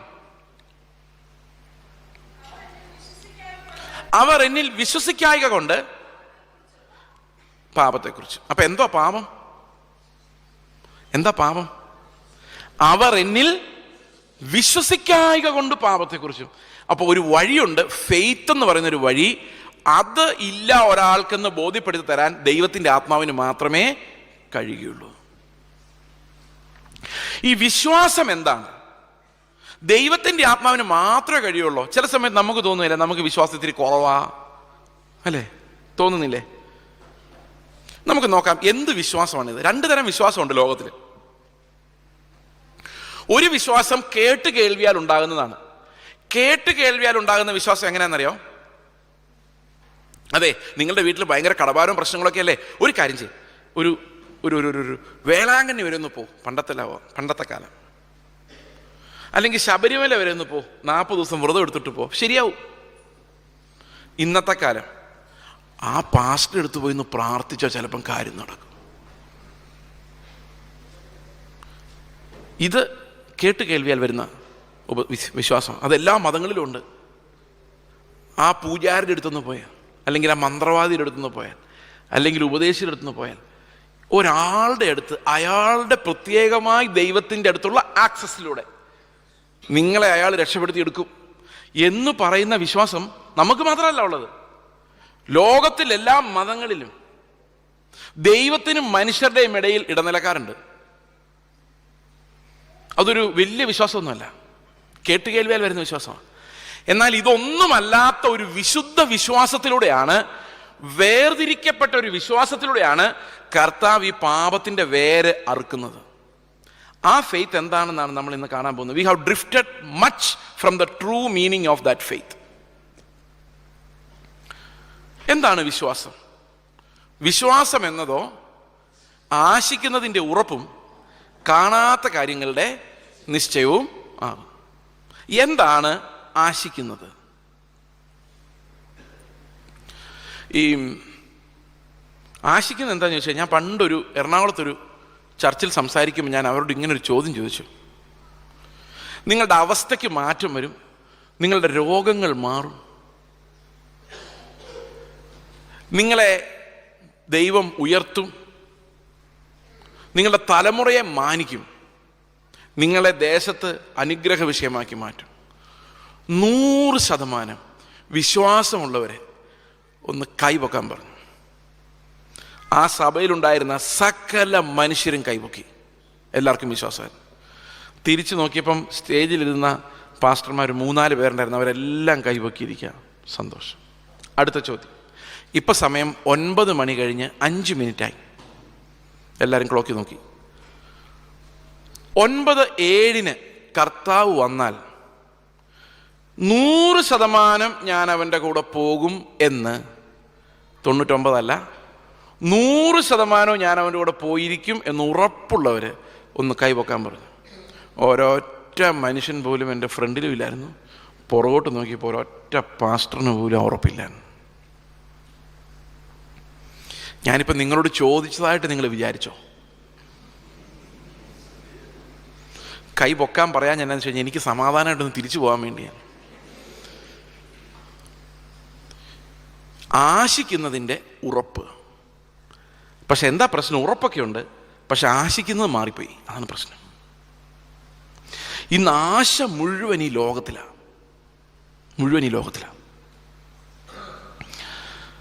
ഈ ആശ മുഴുവൻ ലോകത്തിലായതുകൊണ്ട് നമ്മുടെ പ്രവാചകന്മാരും ശുശ്രൂഷകരും എല്ലാം നമുക്ക് വാഗ്ദത്തം തരുന്ന എന്താണെന്നറിയോ? നാളത്തെ ഡേറ്റിൽ നിനക്കൊരു വിടുതൽ വെച്ചിരിക്കുന്ന, മുകളിലോട്ട് പോകാമെന്നല്ല. അതുകൊണ്ട് വർഷങ്ങളുടെ ലോകപരമായ ലോകമയത്വം നിറഞ്ഞ ശുശ്രൂഷകൾ കാരണം നമ്മുടെ പ്രത്യാശ മാറി നമ്മൾ മോഹങ്ങളാൽ പിടിക്കപ്പെട്ടു. ഇനി മോഹിക്കുന്ന കാര്യങ്ങൾക്ക് ഉറപ്പ് തരുന്ന ശുശ്രൂഷകരും വർദ്ധിച്ചു. പതുക്കെ ഒരു തലമുറ അങ്ങ് പോയപ്പോഴേക്കും സ്വർഗത്തിൽ പോകും എന്നുറപ്പുള്ളവരുടെ എണ്ണം കുറഞ്ഞു വന്നു. അന്നത്തെ കാലത്ത് പൂർവികർക്ക് എന്തായിരുന്നു വ്യത്യാസം നമ്മൾ പലപ്പോഴും ആലോചിക്കുകയല്ലേ? നമ്മുടെ വലിയപ്പൂപ്പന്മാർ, IPC-ക്കാർ, AG-ക്കാർ, ചർച്ച് ഓഫ് ഗോഡുകാരെല്ലാം ഭയങ്കര, ആ പൂർവ്വപിതാക്കന്മാർ ഭയങ്കരമായിട്ട് കർത്താവിൻ്റെ അധ്വാനിച്ചു. എന്തുകൊണ്ടാണെന്നറിയോ? അവർക്കൊരു ഉറപ്പുണ്ടായിരുന്നു, കർത്താവ് വന്ന് ഇപ്പോൾ പോകുന്നു. അതുകൊണ്ട് ഈ ദേശത്ത് സമ്പാദിച്ചിട്ട് കാര്യമില്ലെന്ന് അവർക്കറിയാമായിരുന്നു. നമുക്ക് പോകുമെന്ന് ഉറപ്പില്ലാത്തതുകൊണ്ട് ഇവിടെ സമ്പാദിക്കാതിരിക്കാൻ പറ്റില്ല, ഈ ലോകത്തെ സ്നേഹിക്കാതിരിക്കാൻ പറ്റില്ല. ഈ ഉറപ്പാണ് പിശാച് ആദ്യം എടുത്തു കളഞ്ഞത്. You don't know if you would go. നിങ്ങൾ അവിടെയുള്ള ആളാണോ ഇവിടെയുള്ള ആളാണോ ഒരു പിടിയില്ല. ഈ അൺസർട്ടനിറ്റിയാണ് വിശ്വാസത്തിൻ്റെ ഏറ്റവും വലിയ ശത്രു. എന്നാൽ തെറ്റായ ഒരു ഉറപ്പ് കിട്ടിയിട്ട് കാര്യമില്ല. ചില ആൾക്കാരുടെ ഉറപ്പെന്ന് പറഞ്ഞാൽ ഞങ്ങൾ ചർച്ചയിൽ പോകുന്നതുകൊണ്ട് ഞാൻ സ്വർഗത്തിൽ പോകുന്നു, അതുകൊണ്ട് കാര്യമില്ല. എന്താണ് ട്രൂ ഫെയ്ത്ത്? എന്താണ് വിശ്വാസം? വിശ്വാസം നമുക്ക് തരുന്ന ആശ എന്താണ്? വിശ്വാസം എന്നതോ ആശിക്കുന്നതിൻ്റെ ഉറപ്പും കാണാത്ത കാര്യങ്ങളുടെ നിശ്ചയവുമാണ്. എന്താണ് ആശിക്കുന്നത്? എന്താണ് നിങ്ങളുടെ ആശ? അവൻ്റെ വിളിയാലുള്ള ആശ ഇന്നതെന്ന് തിരിച്ചറിയുക. ആശ എന്താണെന്ന് മനസ്സിലാക്കാൻ വേണ്ടി നമുക്കൊരു വാക്യം വായിക്കാം. റോമാലേഖനം 8-ാം അധ്യായത്തിൻ്റെ 23-ാം വാക്യം. ആത്മാവെന്ന ആദ്യ ദാനം ലഭിച്ചവരായ നാം എല്ലാവരും നമ്മുടെ ശരീരത്തിൻ്റെ വീണ്ടെടുപ്പായ പുത്രത്വത്തിനു വേണ്ടി കാത്തുകൊണ്ട് ഉള്ളിൽ ഞരങ്ങുന്നു. അപ്പോ ഇത് പ്രത്യാശ. അടുത്ത വാക്യം നോക്കിയേ. പ്രത്യാശയാലല്ലോ നാം രക്ഷിക്കപ്പെട്ടിരിക്കുന്നത്. അപ്പം നമ്മുടെ ഇംഗ്ലീഷ് ബൈബിളിലേക്ക് എഴുതിയത് it is by this hope എന്ന്, ഈ പ്രത്യാശയല്ലോ. അപ്പൊ പ്രത്യാശ എന്താ? ആത്മാവെന്ന ആദ്യ ദാനം ലഭിച്ചവരായ നാം എല്ലാവരും നമ്മുടെ ശരീരത്തിന്റെ വീണ്ടെടുപ്പായ പുത്രത്വത്തിന് വേണ്ടി കാത്തുകൊണ്ടുള്ളിൽ ഞരങ്ങുന്നു. എന്തിന് ശരീരത്തിന്റെ വീണ്ടെടുപ്പ്? നമ്മൾ പാപത്തിന്റെ മൂന്നാമത്തെ തലം കണ്ടപ്പോൾ ഒരു കാര്യം മനസ്സിലായി. നമ്മുടെ പ്രശ്നം എവിടെ കിടക്കുന്നത്? വേരെവിടെ കിടക്കുന്നത്? ഇറ്റ്സ് ഇൻ ദ ശരീരം, ഇറ്റ്സ് ഇൻ ദ ബോഡി. മരണത്തിന് ഏൽപ്പിക്കപ്പെട്ട ഒരു ബോഡി ഉള്ളത് കൊണ്ടാണ് എനിക്ക് പാപത്തിൽ നിന്ന് വിക്ടറി എടുക്കാൻ പറ്റാത്തത്. അപ്പൊ ആത്മാവ് വന്നു കഴിഞ്ഞാൽ ആദ്യം ഉണ്ടാകുന്ന ഞരക്കം ഈ ശരീരത്തിൽ നിന്ന് രക്ഷപ്പെടാനുള്ള ഞരക്കം. അതവിടെ പറഞ്ഞിരിക്കുന്നത്. ആത്മാവെന്ന ആദ്യ ദാനം ലഭിച്ചവരായ നാം എല്ലാവരും, 7-ാം അധ്യായത്തിലാണ് ഈ ശരീരത്തിന്റെ ബലഹീനതയെക്കുറിച്ച് പറയുന്നത്, അതിന്റെ പാപ സ്വഭാവത്തെക്കുറിച്ച് പറയുന്നത്. 8-ാം അധ്യായത്തിൽ പൗലോസ് പറയുകയാണ്, ആത്മാവ് ഏതൊരുവനിലേക്ക് വരുന്നോ അവന് ഒരു ഞരക്കമുള്ളിൽ ഉടനെ സ്റ്റാർട്ട് ചെയ്യുന്ന. എന്തിനു വേണ്ടിയുള്ള ഞരക്കമാണ്? ഈ നശിച്ച ശരീരത്തിൽ നിന്ന് തേജസ്സുള്ള ഒരു ശരീരവുമായി രൂപാന്തരപ്പെടാനുള്ള ഒരു ഞരക്കം. ഈ ഞരക്കമാണ് നമ്മുടെ ഉള്ളിൽ ആത്മാവ് ഉണ്ട് എന്നുള്ളതിന്റെ അടയാളം. ആത്മാവ്, ദൈവത്തിന്റെ ആത്മാവ്, പരിശുദ്ധാത്മാവിന്റെ ആദ്യദാനം ലഭിച്ചവർ തന്നെ, അങ്ങനെ എഴുതിയേക്കുന്നത് അതല്ലേ? ആത്മാവെന്ന ആദ്യദാനം, first fruit of the spirit. ആത്മാവ് നിങ്ങളുടെ ഉള്ളിൽ തൊട്ടിട്ടുണ്ടെങ്കിൽ നിങ്ങളുടെ ഉള്ളിൽ ഞരക്കം സ്റ്റാർട്ട് ചെയ്യണം. കാരണം ശരീരമാണ് പ്രശ്നം, നമുക്ക് മനസ്സിലായി. ഇനി ഇതിൽ നിന്ന് രക്ഷപ്പെടണം. അത് എപ്പോഴേ നടക്കുകയുള്ളൂ? കാഹളനാദം കേൾക്കുമ്പോഴേ നടക്കുകയുള്ളൂ. അപ്പോൾ ഒന്നാമത് നമ്മൾ ബലഹീനരായതുകൊണ്ട് നമുക്ക് ദൈവത്തോടുള്ള പ്രാർത്ഥന ഇതാ, കർത്താവേ എത്രയും വേഗം നീ വരണേ, നിന്നെ കാണണം എന്നുള്ള ആശയുണ്ട്. അതുപോലെ തന്നെ എനിക്കുള്ള ആശയാണ്, എങ്ങനെയെങ്കിലും ഈ പാപ ശരീരത്തിൽ നിന്ന് എനിക്കൊന്ന് രക്ഷപ്പെട്ട് പാപമില്ലാതെ നിന്റെ മുമ്പിൽ തേജസ്സോടെ നിൽക്കണം. ഇത് വീണ്ടും ജനിച്ച എല്ലാവരുടെ ഉള്ളിലുള്ള ഞരക്കമാണ്. ഈ ഞരക്കം എന്നുള്ള വാക്ക് ഞാൻ സാധാരണ ഇങ്ങനെ പറയുന്നത്. ഇപ്പം സമയം 9:10 9:50 10 മണിക്കുള്ളിൽ ഞാൻ നിർത്തേണ്ടതാണ്. പക്ഷേ 11 മണിയായിട്ട് ഞാൻ നിർത്തിയില്ലെങ്കിൽ നിങ്ങൾക്ക് തോന്നുന്ന ഫീലിങ്ങിനെയാണ് ഞരക്കം എന്ന് പറയുന്നത്. ഇത് പലപ്പോഴും നമ്മൾ അനുഭവിക്കാറുണ്ട്. ഏതെങ്കിലും ക്ലാസ് റൂമിൽ ഇരുന്ന് ബോറടിച്ചിട്ട് ഇത് അവസാനിക്കുന്നുമില്ല, മണിയും അടിക്കുന്നില്ല, ലാസ്റ്റ് പീരീഡും മഴയും കൂടെ ആണെങ്കിൽ പറയാനുമില്ല. ആ ഒരു അസ്വസ്ഥതയാണ് ഞരക്കം എന്ന് പറയുന്നത്. എപ്പോൾ തീരും ഇത്? ചിലപ്പം പാസ്റ്റർമാർ 1 മിനിറ്റ് കൂടെ, 1 പോയിന്റ് കൂടെ എന്ന് പറഞ്ഞിട്ട് തീർക്കുകയല്ല, ഇതിങ്ങനെ പോയിക്കൊണ്ടിരിക്കും. ഇത് ഇവിടുന്ന് ഞരങ്ങി ബൈബിൾ മടക്കി വെച്ചു, പിന്നെ പ്ലാസ്റ്റിക് ബാഗിനകത്ത് ഇട്ടു, പിന്നെ അതിൻ്റെ കുലുക്കം ഒന്ന് കേൾപ്പിച്ചു, ഒരു രക്ഷയില്ല. ഇതൊക്കെ ഞരക്കത്തിൻ്റെ പല ഔട്ട്പുട്ട് വെളിയിൽ വരുന്ന പരിപാടികളാണ്. പ്രിയ സഹോദരങ്ങൾ, ഇങ്ങനെയുള്ള പല ഞരക്കങ്ങളും, പണമില്ലാത്ത ഞരക്കം, രോഗം എന്നുള്ള ഞരക്കം, ഇതെല്ലാം നമ്മൾ അനുഭവിച്ചിട്ടുണ്ടാവാം. എപ്പോഴെങ്കിലും യേശുവിനെ പോലെ ആകാനുള്ള ഒരു ഞരക്കം തോന്നിയിട്ടുണ്ടോ? ഒന്ന് പ്രാർത്ഥിക്കുമ്പോൾ, കർത്താവേ നീ പ്രാർത്ഥിച്ച പോലെ ഒന്ന് പ്രാർത്ഥിക്കാൻ, ഒരു നിമിഷം നീ സ്നേഹിച്ച പോലെ ഈ ജനത്തെ ഒന്ന് നോക്കാൻ, ഒരു നിമിഷം എൻ്റെ അടുത്തിരിക്കുന്ന ശത്രുവിനോട് നീ ക്ഷമിച്ച പോലെ ഒന്ന് ക്ഷമിക്കാൻ ഉള്ളിൽ ഞരങ്ങിയിട്ടുണ്ടോ? യേശുവിനെ പോലെ ആകാനുള്ളൊരു മോഹം എപ്പോഴെങ്കിലും തോന്നിയിട്ടുണ്ടെങ്കിൽ അതിനെയാണ് ഞരക്കം എന്ന് പറയുന്നത്. ഈ ഞരക്കം പ്രത്യാശയാണ്. ഈ പ്രത്യാശ ഉള്ളവർക്കെല്ലാം ദൈവം സൗജന്യമായി നൽകുന്ന ഒരു കാര്യമാണ്. നിങ്ങൾ എന്തിനു വേണ്ടി ഞരങ്ങുന്നോ അത് നിങ്ങൾക്ക് ഉറപ്പായിട്ടും ലഭിച്ചിരിക്കും. നമുക്ക് എന്തുകൊണ്ടാണ് ഉറപ്പില്ലാത്തതെന്നറിയോ? നമ്മുടെ മോഹമെല്ലാം വേറൊരു സ്ഥലത്താണ് കിടക്കുന്നത്. ഈ നാശിക്കുന്നതിൻ്റെ ഉറപ്പല്ല സഭകളിൽ പ്രസംഗിക്കപ്പെടുന്നത്, മോഹിക്കുന്നതിൻ്റെ ഉറപ്പാണ്. ഈ മോഹങ്ങളുടെ കച്ചവടമാണ് ഇന്ന് നടക്കുന്നത്. ഈ മോഹങ്ങളുടെ കച്ചവടം നിങ്ങൾ പ്രൊമോട്ട് ചെയ്യുന്നത് കൊണ്ടാണ്. ഒരു 100 വർഷം അല്ല, 50 വർഷം മുമ്പ് ഒരു ഉപദേശി സുവിശേഷ വേലയ്ക്ക് ഇറങ്ങി അവൻ പണം സമ്പാദിച്ചു കഴിഞ്ഞാൽ അവൻ കള്ളനാകട്ടോ എന്ന് എല്ലാവരും പറയുമായിരുന്നു. ഇന്നിപ്പോൾ പണം സമ്പാദിച്ചില്ലെങ്കിൽ അവൻ എന്തോ കുഴപ്പമുണ്ടെന്ന് ചിന്തിക്കുന്നു. The world has changed. ലോകത്തോടുള്ള നമ്മുടെ മനോഭാവം മാറി. ഇന്ന് ലോകത്തെ എങ്ങനെ വിഴുങ്ങാമെന്ന്, ലോകം നമ്മളെ വിഴുങ്ങുമല്ല, നമ്മൾ ലോകത്തെ വിഴുങ്ങാൻ ആർത്തിയോട് ഓടുക ചെയ്യുന്നു. അതുകൊണ്ടാണ് വിശ്വാസത്തിൻ്റെ ഒരു ഭാഗം, പ്രത്യാശ എന്ന് പറയുന്നത് ഇല്ലാതെ പോയത്. നിങ്ങൾക്കറിയാമോ, പണ്ടത്തെ പാട്ടുകളിലെല്ലാം ഏത് പാട്ട് എഴുതിയാലും അതിൻ്റെ അവസാനം ഒരു പ്രത്യാശയുടെ പാരഗ്രാഫ് ഇല്ലാതെ അവർക്ക് അവസാനിപ്പിക്കാൻ പറ്റുകയില്ലായിരുന്നു. ഇന്ന് പാട്ട് എഴുതുന്നത് ഭക്തന്മാരല്ല, വർഷിപ്പ് ലീഡേഴ്സാണ്. അവർക്ക് പ്രത്യാശയൊന്നുമല്ല കാര്യം, കുറച്ച് നേരത്തേക്ക് ഈ ആൾക്കാരൊന്ന് വൈബ്രേഷനിൽ എത്തിക്കണം, അതാണ് അവരുടെ പ്രശ്നം. അതിനു വേണ്ടിയുള്ള ഹോണ്ടിങ് റിതംസ് അവർ കണ്ടുപിടിക്കും. പ്രിയ സഹോദരങ്ങളെ, വേദനയോടെ കർത്താവിന് വേണ്ടി ഞരങ്ങിക്കൊണ്ട് കാത്തിരുന്ന വിശുദ്ധന്മാരെഴുതുന്ന പാട്ടുകൾ ഇന്ന് ഉണ്ടാകുന്നില്ല. കാരണം ആ കാറ്റ് ഞാൻ നേരത്തെ പറഞ്ഞ പോലെ അടിക്കുന്നില്ല എന്നുള്ളതാണ് അതിൻ്റെ കാരണം. നമ്മൾ വളരെയധികം ഒഴുകിപ്പോയിരിക്കുന്നു. We have drifted far far away from the lord. അത് നമ്മൾ മനസ്സിലാക്കണം.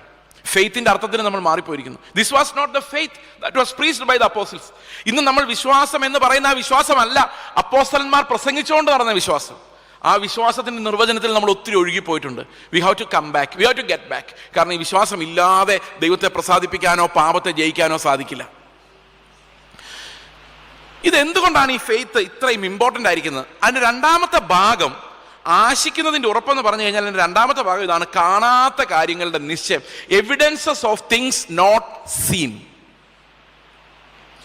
ഇവിടെ നമ്മൾ ഇതിനെ മനസ്സിലാക്കേണ്ടത്, കാണാത്ത കാര്യങ്ങൾ എന്താണെന്ന് കണ്ടുപിടിച്ചുകൊണ്ടാണ്. ഇപ്പോൾ നമുക്ക് ഇല്ലാത്ത കാര്യവും കാണാത്ത കാര്യവും തമ്മിലുള്ള വ്യത്യാസം എന്താ? ഇല്ലാത്ത കാര്യം, ഇപ്പോൾ ഈ ഹാളിൽ ഇല്ലാത്തൊരു കാര്യം പറയാം. ഇവിടെ ഇപ്പോൾ പ്രത്യേകിച്ച് ഒന്നും സെൻസ് ചെയ്യുന്നുണ്ടാവില്ല, എല്ലാം ഉണ്ട്. എനിക്കിപ്പോൾ ഇതിനകത്ത് നീഡൊന്നും തോന്നുന്നില്ല. നിങ്ങൾക്ക് എന്തെങ്കിലും ഒരു നീഡ് മനസ്സിൽ സങ്കല്പിച്ചേ, ഇല്ലാത്തൊരു കാര്യം. ഓക്കെ, ഇവിടെ വേണമെങ്കിൽ ഒരു ഫ്രിഡ്ജ് കൊണ്ടു വെക്കാം, വേണ്ട ആവശ്യമില്ല, എന്നാൽ ഇല്ലാത്ത കാര്യമാണ് അല്ലേ? പ്രാർത്ഥിച്ചാൽ ഫ്രിഡ്ജ് വരുമോ? ശരി, ഇല്ലാത്ത കാര്യം. അടുത്ത കാണാത്ത കാര്യം, ഈ ഹാളിൽ ഉണ്ട് പക്ഷെ കാണുന്നില്ല. അങ്ങനെ ഒരു കാര്യമുണ്ടോ? എന്തായിരിക്കും? വായു ഈ ഹാളിലുണ്ട്, കാണുന്നില്ല. കർത്താവ് യേശുമിശിഹാ ഈ ഹാളിലുണ്ട്, ഉണ്ടോ? ഉണ്ട്. 2-3 പേർ എവിടെ കൂടിയാൽ അവരുടെ നടുവിൽ ആരുണ്ട്? കർത്താവുണ്ട്. കാണുന്നുണ്ടോ? ഇല്ല. ഈ വിശ്വാസം എന്ന് പറയുന്നത് മോഹിക്കുന്നതിൻ്റെ ഉറപ്പും ഇല്ലാത്ത കാര്യങ്ങളുടെ നിശ്ചയവുമാണോ, അതോ ആശിക്കുന്നതിൻ്റെ ഉറപ്പും കാണാത്ത കാര്യങ്ങളുടെ നിശ്ചയമാണോ? നിങ്ങൾ വിശ്വസിച്ചാൽ എന്ത് കിട്ടുമെന്നാ നിങ്ങൾ കേട്ടിട്ടുള്ളത്?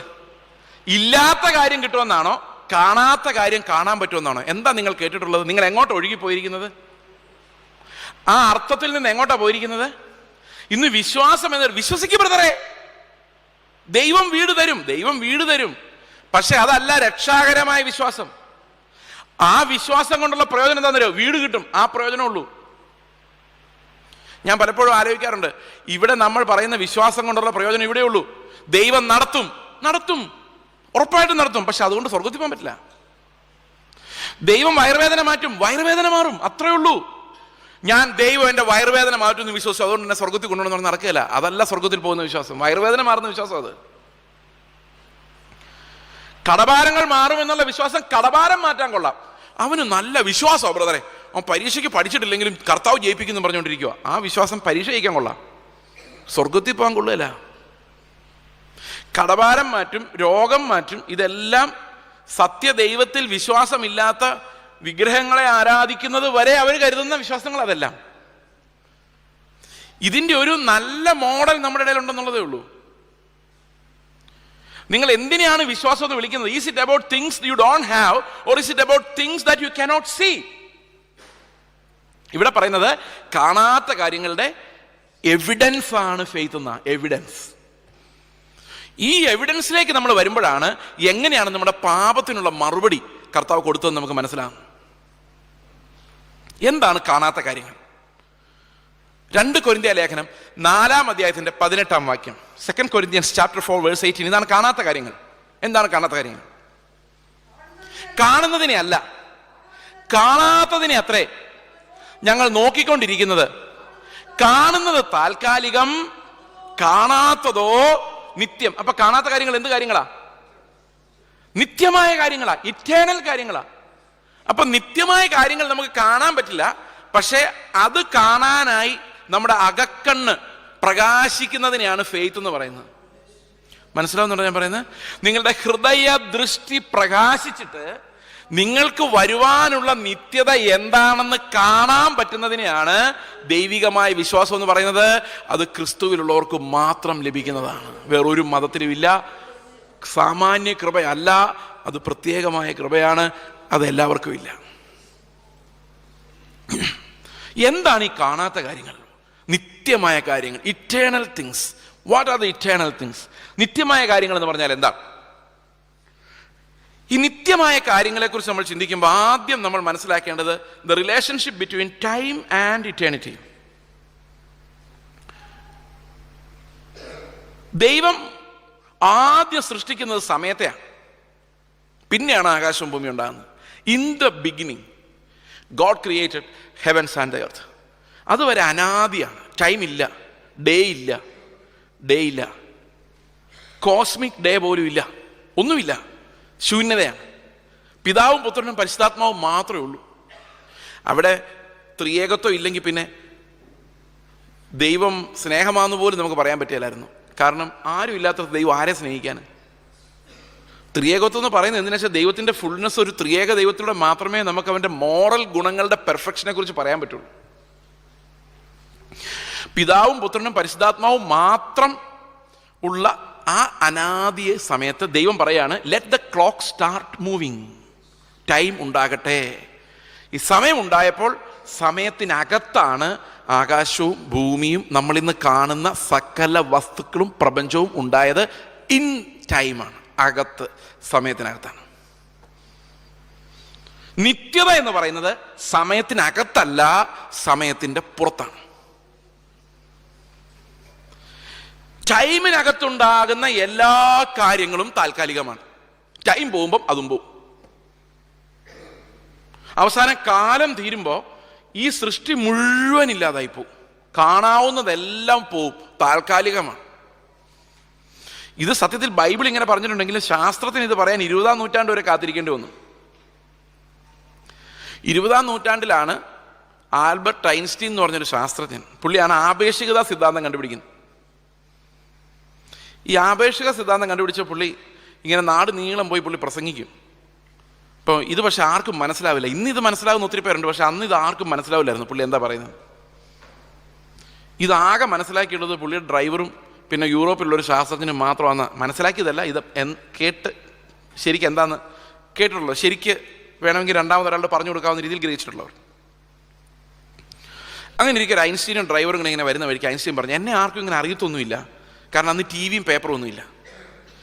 ഞാൻ ഇങ്ങനെ എല്ലാ യൂണിവേഴ്സിറ്റിയിലും പോയി ഇത് തന്നെ പറഞ്ഞ് മടുത്തു. ഒരു മനുഷ്യനും ഇത് മനസ്സിലാക്കാൻ പറ്റുന്നില്ല. അപ്പോൾ ഡ്രൈവർ പറഞ്ഞു, ഒരു കാര്യം ചെയ്യും സാറെന്നല്ല എനിക്കറിയില്ല എന്താ വിളിച്ചതെന്ന്, ഞാൻ ഒരു കാര്യം ചെയ്യാം, ഇത്രയും നാൾ സാറിൻ്റെ കൂടെ നടന്ന് സാറ് പറയുന്ന മുഴുവൻ ഞാൻ കാണാതെ പഠിച്ചിട്ടുണ്ട്. അതുകൊണ്ട് ഇന്ന് സാർ എൻ്റെ പോലെ വേഷം കെട്ടിയിരുന്നോ, ബോറടിക്കുവാണെങ്കിൽ ഞാൻ ഇന്ന് പ്രസംഗിച്ചോളാം എന്ന് പറഞ്ഞു. അപ്പം ഡ്രൈവർ നേരെ ഐൻസ്റ്റീൻ്റെ കൂപ്പായൊക്കെ ഇട്ട് നിന്ന് ഈ ആപേക്ഷിക സിദ്ധാന്തത്തെക്കുറിച്ചൊരു തകർപ്പൻ ക്ലാസ് എടുത്തു. 2-2.5 മണിക്കൂർ യൂണിവേഴ്സിറ്റിയിൽ. ആർക്കും ഒന്നും മനസ്സിലായില്ല. ഈ പ്രാവശ്യം ഒരു പ്രത്യേകതയുണ്ട്, ഈ പറയുന്ന ആൾക്കൊന്നും മനസ്സിലായിട്ടില്ല, കാണാതെ പറഞ്ഞത്. ഇങ്ങനെ പറഞ്ഞു കഴിഞ്ഞപ്പോൾ ഒരാൾ കൈ പൊക്കിയിട്ട് വെച്ചു, ഒരു സംശയമുണ്ട്. എന്താ ഞാൻ ഈ നിങ്ങൾ ഈ 2.5 മണിക്കൂർ സംസാരിച്ച് എനിക്കൊന്നും മനസ്സിലായില്ല, ഇത് ചുരുക്കമായിട്ട് ഒരു വാക്യത്തിലൊന്ന് പറഞ്ഞുതരാമോ, 1-2 വാക്യങ്ങൾ, ഇതെന്താ സംഭവം? അപ്പോൾ പുള്ളി പറഞ്ഞു, നിങ്ങൾ യൂണിവേഴ്സിറ്റിയിലെ പ്രൊഫസേഴ്സും ടീച്ചേഴ്സും ഒക്കെ ഇരുന്നിട്ട് നിങ്ങൾക്ക് ഇത് മനസ്സിലായില്ല, പക്ഷേ എൻ്റെ ഡ്രൈവർ ഉണ്ടല്ലോ അവനിതെല്ലാം മനസ്സിലായിട്ടുണ്ട്, അത്രയേ ഉള്ളൂ ഈ സംഭവം. ഡ്രൈവർ ഒന്ന് മുമ്പോട്ട് വാ എന്ന് പറഞ്ഞു. അത് ഒറിജിനൽ ഐൻസ്റ്റീൻ. ഐൻസ്റ്റീൻ വന്നിട്ട് പറഞ്ഞു, നിങ്ങൾ എന്താന്ന് ചോദിച്ചു, ഇത്രയേ ഉള്ളൂ സംഭവം. ഇപ്പം സമയം 9:20 9:21. ക്ലോക്ക് നോക്കണ്ട, ഞാൻ കറക്റ്റ് ടൈമാണ് പറയുന്നത്. 9:21 ഇപ്പോൾ ഈ ഭൂമി ഇവിടെ ഉണ്ട്. ഒരു 9:45 ഈ ഭൂമി ഇവിടെ ഇല്ലെന്ന് വിചാരിച്ചോ. അപ്പോൾ ഏതെങ്കിലും പ്രപഞ്ചത്തിൻ്റെ ഒരു കോർണറിൽ നിന്നുകൊണ്ട് ഒരാൾക്ക് പറയാൻ പറ്റില്ല 9:21 ഇവിടെ ഭൂമി ഉണ്ടായിരുന്നു എന്ന് പറയാൻ പറ്റില്ല. കാരണം ഈ ഭൂമി പോകുന്ന വഴിക്ക് സമയവും അതിൻ്റെ കൂടെ പോകുന്നു. ഒന്നും മനസ്സിലായില്ലല്ലോ. ഇതാണ് ആപേക്ഷിക സിദ്ധാന്തം എന്ന് പറയുന്നത്. പക്ഷെ ഒരു കാര്യം ഇതിനകത്ത് മനസ്സിലാക്കാം, ടൈമും ഈ സൃഷ്ടിയും തമ്മിൽ ഇടകലർന്നിരിക്കുന്നു. ഒന്ന് പോയാൽ അതിൻ്റെ കൂടെ മറ്റേതും പോകും. ഇതെല്ലാം ആപേക്ഷികമാണ്. ആപേക്ഷികം എന്ന് പറഞ്ഞാൽ, ഞാനിപ്പോൾ ഫിസിക്സ് പഠിപ്പിക്കുന്നതിന് എനിക്ക് തോന്നുന്നു, ആപേക്ഷികം എന്ന് പറഞ്ഞാൽ എന്താണെന്ന് വെച്ചാൽ, നമ്മളൊരു ട്രെയിനേ ഇരുന്ന് പോകുമ്പോൾ എതിരെ ഒരു ട്രെയിൻ വരുന്നു. എൻ്റെ ട്രെയിൻ 50 കിലോമീറ്റർ, മറ്റേ ട്രെയിൻ 50 കിലോമീറ്റർ എഗൻസ്റ്റ് പോകുന്നു. അപ്പോൾ നിങ്ങളിൽ ഒരാൾ ആ ട്രെയിനിലിരിക്കുന്നു, ഞാൻ ഈ ട്രെയിനിലിരിക്കുന്നു. നമ്മൾ തമ്മിൽ അകന്നു പോകുന്നു 100 കിലോമീറ്റർ സ്പീഡിലാണ്. 150 അങ്ങോട്ട്, 150 ഇങ്ങോട്ട്, അല്ലേ? ഇപ്പം ഇങ്ങനെ എല്ലാം.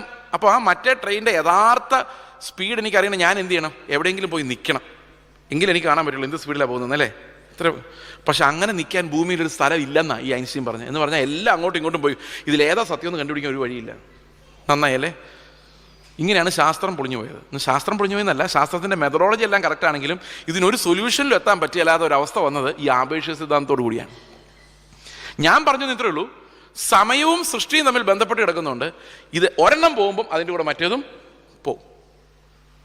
പക്ഷെ സമയത്തിന് മുമ്പ് ചില കാര്യങ്ങൾ നടന്നിട്ടുണ്ട്, അതുമാത്രം പോവില്ല. ആ നിത്യതയിലേക്ക് നമ്മുടെ കണ്ണ് തുറക്കുന്ന സാധനത്തെയാണ് ഫെയ്ത്ത് എന്ന് പറയുന്നത്. നിങ്ങൾ ആലോചിച്ച്, ഇത് വെച്ചോണ്ടാണ് നമ്മളിവിടെ പൈസ ഉണ്ടാക്കാൻ നടക്കുന്നത്. How miserable! ഈ അതിവിശുദ്ധ വിശ്വാസത്തെയാണ് നമ്മൾ ഈ ലോകത്ത് പൊട്ടടിക്കാൻ ഉപയോഗിക്കുന്നത്. നിത്യതയിലേക്ക് കണ്ണ് തുറക്കേണ്ട ആ ഫെയ്ത്ത് ഇന്ന് കാണാനില്ല. V have drifted far away from that faith. എന്നിട്ടും നമ്മൾ ഈ സഭയിൽ വരുന്നത് കൊണ്ട്, സഭയുടെ 7 അടിസ്ഥാന ഉപദേശങ്ങൾ ശരിയെന്ന് വിശ്വസിക്കുന്നത് കൊണ്ട് നമ്മളും വിശ്വാസികളെന്ന് സ്വയം വിളിക്കുന്നു. അത്രേ ഉള്ളൂ. എന്താണ് ഈ കാണാത്ത കാര്യങ്ങൾ? നമുക്ക് നോക്കാം. സമയത്തിന് മുമ്പ് ശരിക്കും എന്താണ് സംഭവിച്ചത്? 2 തിമോത്തിയോസ് 1:9. What happened before time was created. 2 തിമോത്തിയോസ് 1:9.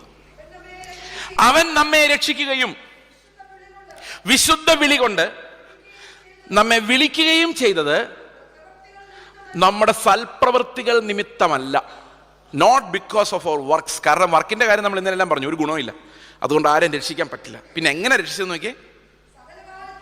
സകല കാലത്തിന് മുമ്പ്. നിങ്ങളുടെ ഇംഗ്ലീഷ് ബൈബിൾ ഉണ്ടെങ്കിൽ ചില ട്രാൻസ്ലേഷൻസിലെങ്കിലും before the beginning of time എന്നായിരിക്കും എഴുതിയിരിക്കുന്നത്. എൻ്റെ ബൈബിൾ എഴുതിയിരിക്കുന്നത് before the beginning of seasons എന്നാണ്. കാലങ്ങൾ. Before the beginning of seasons, before the beginning of time, സമയം ഉണ്ടാകുന്നതിന് മുൻപ്. ക്രിസ്തു യേശുവിൽ നമുക്ക് നൽകിയിരുന്നു. അപ്പൊ ഒരു കാര്യമുണ്ട്, ഈ ടൈം എന്ന് പറയുന്ന ലൈൻ ദൈവം വരച്ചതാ, ദൈവമാണ് ഉണ്ടാക്കിയത്. സമയത്ത് ആരാ സൃഷ്ടിച്ചത്? ദൈവം. ഞാൻ ഇവിടെ നിന്ന്, ഈ പോയിന്റിൽ നിന്ന് സമയം തുടങ്ങി, ഈ പോയിന്റിൽ ഈ സമയം അവസാനിക്കുന്നു നിങ്ങൾ വിചാരിച്ചു. ദൈവത്തിന് ഈ സമയത്തിലേക്ക് നോക്കുമ്പോൾ അതിൻ്റെ ആരംഭം എങ്ങനെ കാണാമോ അതുപോലെ തന്നെ അതിൻ്റെ അവസാനവും കാണാം, അല്ലേ? അപ്പോൾ ആദം പാപം ചെയ്യുമ്പം തന്നെ അതേ സമയത്ത് തന്നെ, നമ്മൾ പറയുകയാണെങ്കിൽ സമയം എന്ന് പറയും, ദൈവത്തിന് സമയത്തിൻ്റെ ആവശ്യമില്ല. അപ്പം തന്നെ ദൈവത്തിന് എന്തും അറിയാം.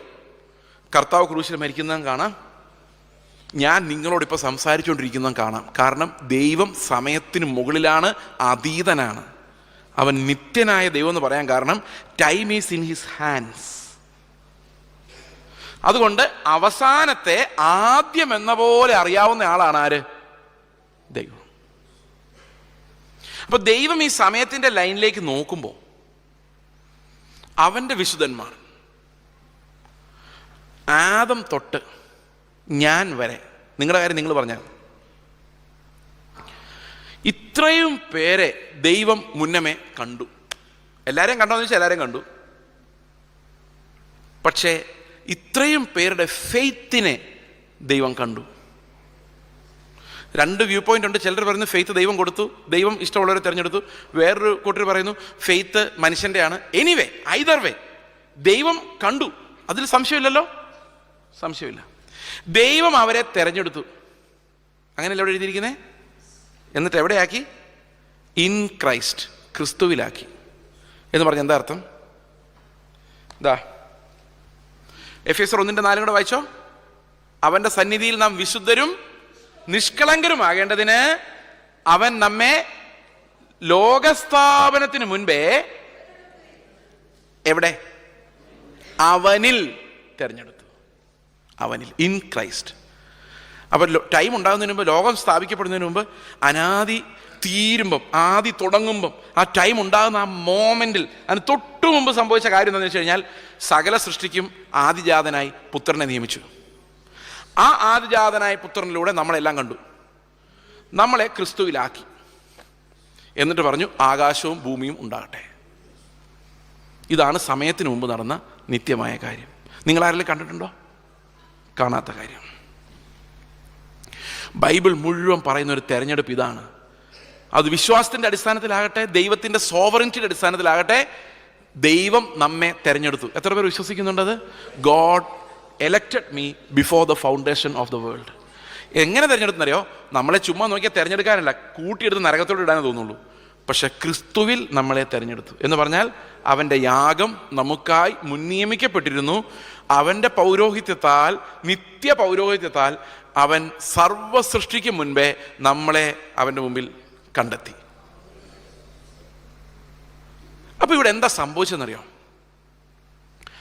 ആദം പാപം ചെയ്യുമ്പോൾ നമ്മളെല്ലാവരും ആദമിൽ ഉണ്ടായിരുന്നത് കൊണ്ട് ആദം സമ്പാദിച്ച സ്വത്തിന് നമ്മൾ അവകാശികളായി. പക്ഷെ ആ സ്വത്ത് എന്തായിരുന്നു? പാപവും മരണവുമായിരുന്നു. നമുക്കത് എത്ര തൂത്താലും പോവില്ല. അപ്പം മരിച്ചേ പറ്റുള്ളൂ. അപ്പം അതിന് ദൈവം കണ്ട സൊല്യൂഷൻ എന്താണെന്ന് വെച്ച് കഴിഞ്ഞാൽ, നമ്മളെല്ലാവരെയും പുത്രനിൽ തിരഞ്ഞെടുത്തിട്ട് പുത്രനെ മരിക്കാൻ അനുവദിക്കുക. അപ്പോൾ പുത്രൻ മരിക്കുമ്പോൾ ആരെല്ലാം മരിച്ചു? എൻ്റെ ആദാമ്യ ശാപം, ആ മരണം യേശു കാൽവരിയിൽ പിടഞ്ഞു മരിക്കുമ്പോൾ ഞാൻ അവൻ്റെ ഉള്ളിലുണ്ടായിരുന്നതുകൊണ്ട് എൻ്റെ മരണമായി അത് കണക്കിട്ടു. ബൈബിളിൽ അങ്ങനെ ഉണ്ടോ? നമുക്കൊന്ന് വായിച്ചു നോക്കാം. എൻ്റെ ആദാമ്യ പാപം എങ്ങനെയാണ് മാറിയത്? Because Christ became my second Adam and I was elected in that Adam, and when that Adam died, I died. അങ്ങനെ ആദമിൻ്റെ കടം ഞാൻ വീട്ടി വേറൊരാളിലൂടെ, യേശുക്രിസ്തുവിലൂടെ വീട്ടിയോ? യേശുക്രിസ്തുവിൻ്റെ മരണം എന്ത് സംഭവിച്ചു? നമുക്ക് നോക്കാം. റോമാലേഖനം 6:6. യേശു മരിച്ചപ്പോൾ എന്താ സംഭവിച്ചത്? when Jesus died,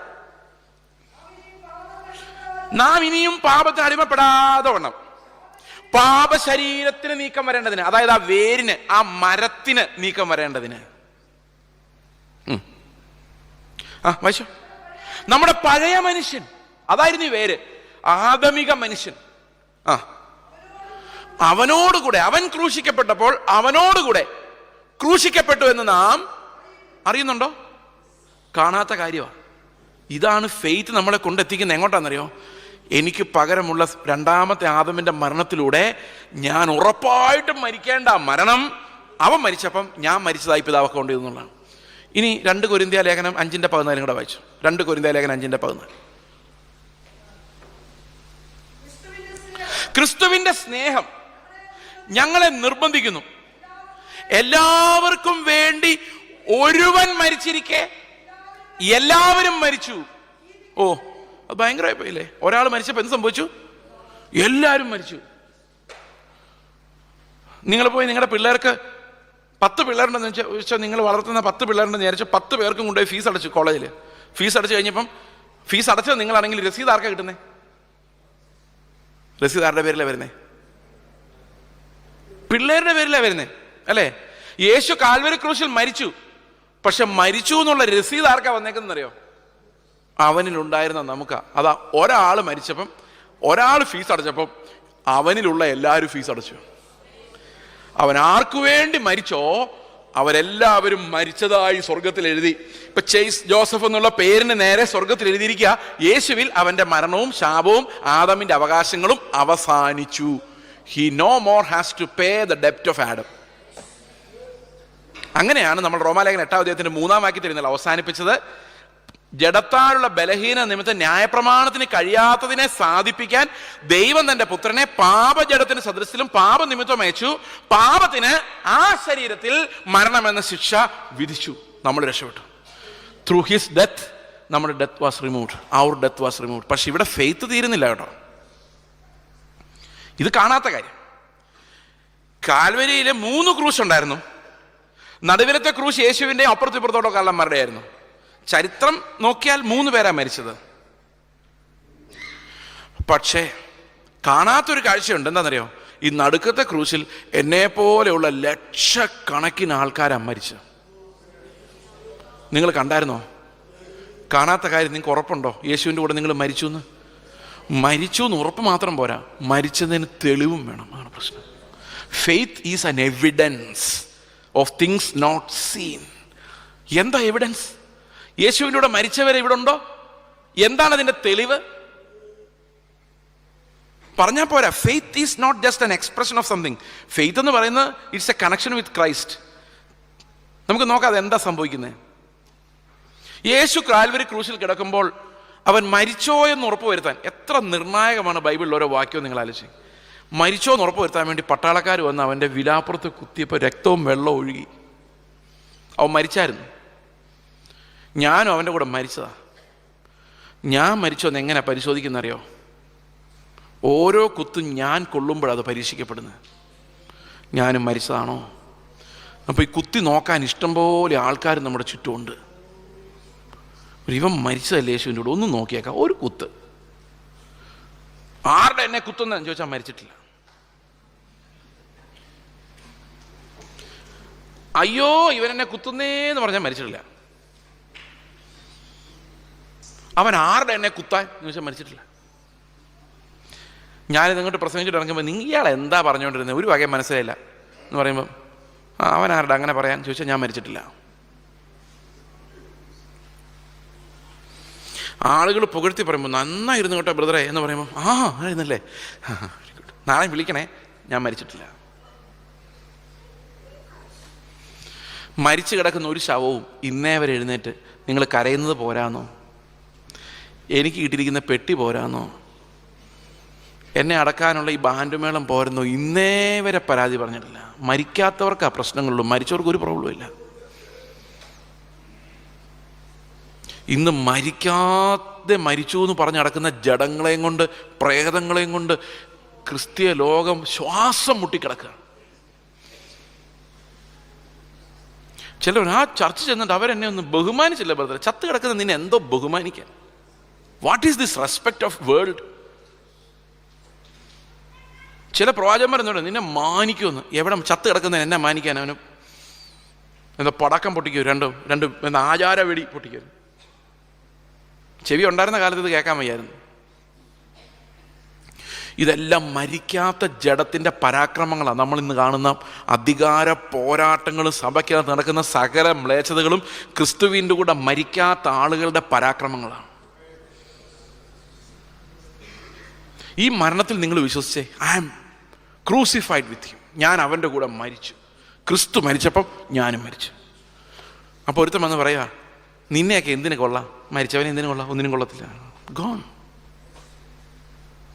നേരത്തെ ഭർത്താവ് വീട്ടിലോട്ട് വന്നിട്ട് ഭാര്യ ഇടിക്കുമായിരുന്നു, ഭാര്യ തിരിച്ച് നല്ല വർത്താനം പറയായിരുന്നു. ഇപ്പോൾ ഭാര്യ ഒന്നും മിണ്ടുന്നില്ല. എന്താ കാര്യം? മരിച്ചു. ഭാര്യ ഭർത്താവിനോട് ഭയങ്കരമായിട്ട് അബ്യൂസ് ചെയ്യുമായിരുന്നു, 5-6 തലമുറയുടെ പോലെ കുറ്റം പറയുമായിരുന്നു. അതാണ് ഭാര്യമാരുടെ ആകെയുള്ള ആയുധം. ഭർത്താവ് ഒന്നും മിണ്ടുന്നില്ല, ചിരിച്ചുകൊണ്ടിരിക്കുക. എന്താ കാര്യം? മരിച്ചവൻ ചിരിക്കുമോ എന്ന് എന്നോട് ചോദിക്കരുത്. കാരണം ഇവിടെ വേറൊരു മരണമാണ്. ക്രിസ്തുവിൻ്റെ കൂടെയുള്ള മരണമാണെങ്കിൽ അതിലൊരു ചിരി വരും. എവിടെ നിന്ന് വരുന്നറിയോ? ഞാൻ അവൻ്റെ കൂടെ ക്രൂശിക്കപ്പെടുമ്പോൾ അവൻ്റെ മരണത്തിൻ്റെ സദൃശ്യത്തോട് ഞാൻ ഏകീഭവിക്കുമ്പോൾ അവൻ്റെ പുനരുത്ഥാനത്തിൻ്റെ സദൃശ്യത്തോട് ഞാൻ ഏകീഭവിക്കും എന്ന് പറഞ്ഞാൽ എൻ്റെ അർത്ഥം, ഞാൻ എപ്പം മരണത്തിൽ വിശ്വസിക്കുന്നോ അപ്പോഴെല്ലാം എന്നിൽ ജീവിക്കുന്ന ക്രിസ്തുവിൻ്റെ ആത്മാവ് എനിക്ക് പുതിയ ജീവൻ തന്നുകൊണ്ടായിരിക്കുന്നത്. പഴയതില്ലാത്തടത്ത് മാത്രമേ ക്രിസ്തു എന്ന പകരക്കാരനിലേക്ക് നമുക്ക് എത്താൻ പറ്റുള്ളൂ. ഇന്നലെ നമ്മളെ പകരക്കാരനെ കുറിച്ച് പറഞ്ഞു. പക്ഷേ നമ്മുടെ പ്രശ്നം ആദമിൻ്റെ കടം ഇപ്പോഴും കിടക്കുന്നുള്ളതാണ്. ആ പാപത്തിൻ്റെ വേര് ഇപ്പോഴും കിടക്കുന്നുള്ളതാണ്. അതിനെ നമ്മൾ മരിച്ചതായി വിശ്വസിക്കാനാ റോമാലേഖനം പറഞ്ഞത്. It is done, that body is done. പക്ഷെ അത് ജുഡീഷ്യലാണ്. ദൈവത്തിന്റെ കോടതിയാ പറഞ്ഞത്, തീർന്നു, ചേസിന്റെ പേരിൽ അക്കൗണ്ട് തീർന്നു. പക്ഷെ ഞാൻ ഇന്നും പ്രാർത്ഥിക്കാനിരിക്കുമ്പോഴും പ്രസംഗിക്കാനിരിക്കുമ്പോഴും എല്ലാം ആൾക്കാർ പുകഴ്ത്തി പറയുമ്പോഴും താഴ്ത്തി പറയുമ്പോഴെല്ലാം ഈ ജഡം കിടന്നൊന്ന് അനങ്ങുന്ന എനിക്ക് കാണാം. ചത്തിട്ടില്ല. But judicially it died. By the court order died, but by my experience it is still struggling. ഇതാണ് വിശുദ്ധീകരണത്തിനുള്ള നമ്മുടെ സ്ട്രഗിൾ എന്ന് പറയുന്നത്. We are dead with Christ and we are alive in him.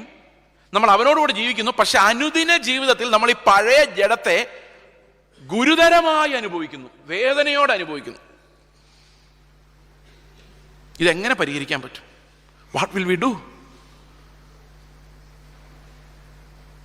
ഓരോ സെക്കൻഡിലും we need to experience that death. അവിടെ കർത്താവ് പറയുന്നത് എന്നാണെന്നറിയോ? വന്ന് സ്നാനപ്പെടാനാണ്. അതാണ് എനിക്ക് ഏറ്റവും രസകരമായിട്ട് തോന്നി. റോമാലേഖനം 6:6 നമ്മൾ ആദ്യം വായിച്ചില്ലേ? അതിൻ്റെ 3 എഴുതിയിരിക്കുന്നതെന്നറിയോ? യേശുവിനോട് ചേരുവാൻ സ്നാനമേറ്റവരായ നാം എല്ലാവരും അവൻ്റെ മരണത്തിൽ പങ്കാളികളാകുവാൻ സ്നാനമേറ്റിരിക്കുന്നു. ഈ ഷെയറാണ്. ഇവിടുത്തെ പാസ്റ്ററും എന്നോട് പറയാം, ഞാനൊരു ബിസിനസ് തുടങ്ങാൻ പോവാം. പാസ്റ്റർമാർ അങ്ങനെ ചെയ്യല്ല, ഞാനൊരു എക്സാമ്പിൾ പറഞ്ഞു. ഇവിടുത്തെ കാര്യം എനിക്കറിയില്ല. ഞാൻ പറയാം, ഞാനും കൂടെ ഉണ്ട് ഷെയറിന്. ഇപ്പോൾ കുറേ നാൾ കഴിയുമ്പോൾ ഞാൻ ചോദിക്കുക, എൻ്റെ ഷെയർ എന്തിയെ എന്ന് ചോദിക്കുന്നല്ല. യേശു മരിച്ചപ്പം കൂടെ ആരും മരിച്ചായിരുന്നു? മിണ്ടുന്നില്ല. ഞാനും മരിച്ചായിരുന്നു. ഇപ്പം ഞാൻ ചെന്ന് ചോദിക്കുക, എൻ്റെ ഷെയർ എന്തിയെ? ഞാൻ മരിച്ചായിട്ട് കാണുന്നില്ലോ കർത്താവേ. അപ്പോൾ കർത്താവ് പറയാം, നിൻ്റെ ഷെയർ ഞാൻ തരാം. നിങ്ങൾ സ്ഥാനപ്പെട്ടത് ഈ ഷെയർ ചോദിച്ചോണ്ടാണോ? നിൻ്റെ മരണത്തിൻ്റെ ഒരു ഷെയർ അങ്ങനെ എഴുതിയിരിക്കുന്നേ. യേശുവിനോട് ചേരുവാൻ സ്നാനമേറ്റവരായ നാം എല്ലാവരും അവന്റെ മരണത്തിൽ പങ്കാളിയാകുവാൻ. അപ്പൊ മരണം എപ്പോ സംഭവിച്ചോ അപ്പോൾ ആദമിക ജഡത്തിന് എൻ്റെ മേലുള്ള അധികാരം തീർന്നു. അപ്പൊ കർത്താവ് പറയാം, നീ സ്നാനപ്പെടുമ്പോൾ എന്താ സംഭവിക്കുന്നത്? യേശുവിന്റെ മരണത്തിന്റെ ഷെയർ ഞാൻ ചോദിക്കാം. എൻ്റെ അങ്കിളും ആൻറ്റിയും എൻ്റെ അപ്പനും അമ്മയും അങ്കിളിൻ്റെ ഒരു മോനും, അങ്ങനെ 5 പേര് ഞാൻ സ്നാനപ്പെട്ട് കഴിഞ്ഞ് 7 മാസം കഴിഞ്ഞാൽ സ്നാനപ്പെടുന്നു. ഇപ്പം സ്നാനപ്പെടുന്ന സമയത്ത് നാട്ടുകാരെല്ലാം ഈ സ്നാനം കൂടാൻ വന്നായിരുന്നു. എൻ്റെ കാര്യം എന്ന് വെച്ച് കഴിഞ്ഞാൽ പുള്ളി ഭയങ്കര തൻ്റെയുള്ള ആളായിരുന്നു. അപ്പോൾ നാട്ടുകാരെല്ലാം വിളിച്ചിട്ട് പറഞ്ഞു, ഞങ്ങളുടെ വീട്ടിലൊരു മാമോദീസ് നടക്കുമോ, നിങ്ങളെല്ലാവരും വരണമെന്ന് പറഞ്ഞ് എല്ലാവരും വിളിച്ചായിരുന്നു. ഇവരെല്ലാം വന്നപ്പം വലിയ പിള്ളേരുടെ മാമോദിസയാണ്, വലിയ ആൾക്കാരുടെ മാമോദിസയാണ്. പാസ്റ്റർ പ്രസംഗിക്കുന്നു, അവസാനം ആഘോഷമായിട്ട് ജീപ്പിൽ കയറി, ഹൈറേഞ്ചാണ്, ജീപ്പിൽ കയറി സ്നാനക്കുളത്തിലേക്ക് പോകുമ്പം ഈ റോഡിൻ്റെ രണ്ട് സൈഡിൽ ഈ മരണവണ്ടി പോകുന്ന കാണാൻ ആൾക്കാർ രണ്ട് സൈഡിലുണ്ട്. അപ്പോൾ ഈ വണ്ടിക്കകത്ത് അടുത്ത വീട്ടിലുള്ളൊരു ഹിന്ദു സഹോദരി എങ്ങനെയോ കയറി പറ്റിയായിരുന്നു. സ്നാനക്കുളത്തിലേക്ക് ചെന്ന് എല്ലാവരും സ്നാനപ്പെട്ട് അവസാനമാണ് ആൻറ്റി സ്നാനപ്പെടുന്നത്. ആൻറ്റിക്ക് വെള്ളം ഇത്തിരി മടിയുള്ള ആളാണ്. അവസാനമാണ് ആൻറ്റി സ്നാനപ്പെടുന്നത്. ആൻറ്റി സ്നാനപ്പെട്ട് ഇങ്ങ് കയറലും ഈ ഹിന്ദു സഹോദരി നെഞ്ചിനിട്ടൊരു 3-4 അടി ഒരൊറ്റ കരച്ചിൽ. അത് മാത്രമാണ് മരണ വീട്ടിൽ കുറവുണ്ടായിരുന്നുള്ളൂ. അപ്പോൾ ആൻറ്റി ആ സഹോദരി ചോദിച്ചു, ഞാൻ സ്നാനപ്പെടുന്നതിന് നീ എന്തിനാ കരയുന്നതെന്ന് ചോദിച്ചാൽ പറയാം, ഇനി നിങ്ങളാരും ഞങ്ങളുടെ കൂടെ ഇല്ലല്ലോ എന്നോർത്ത് കരഞ്ഞാന്ന്.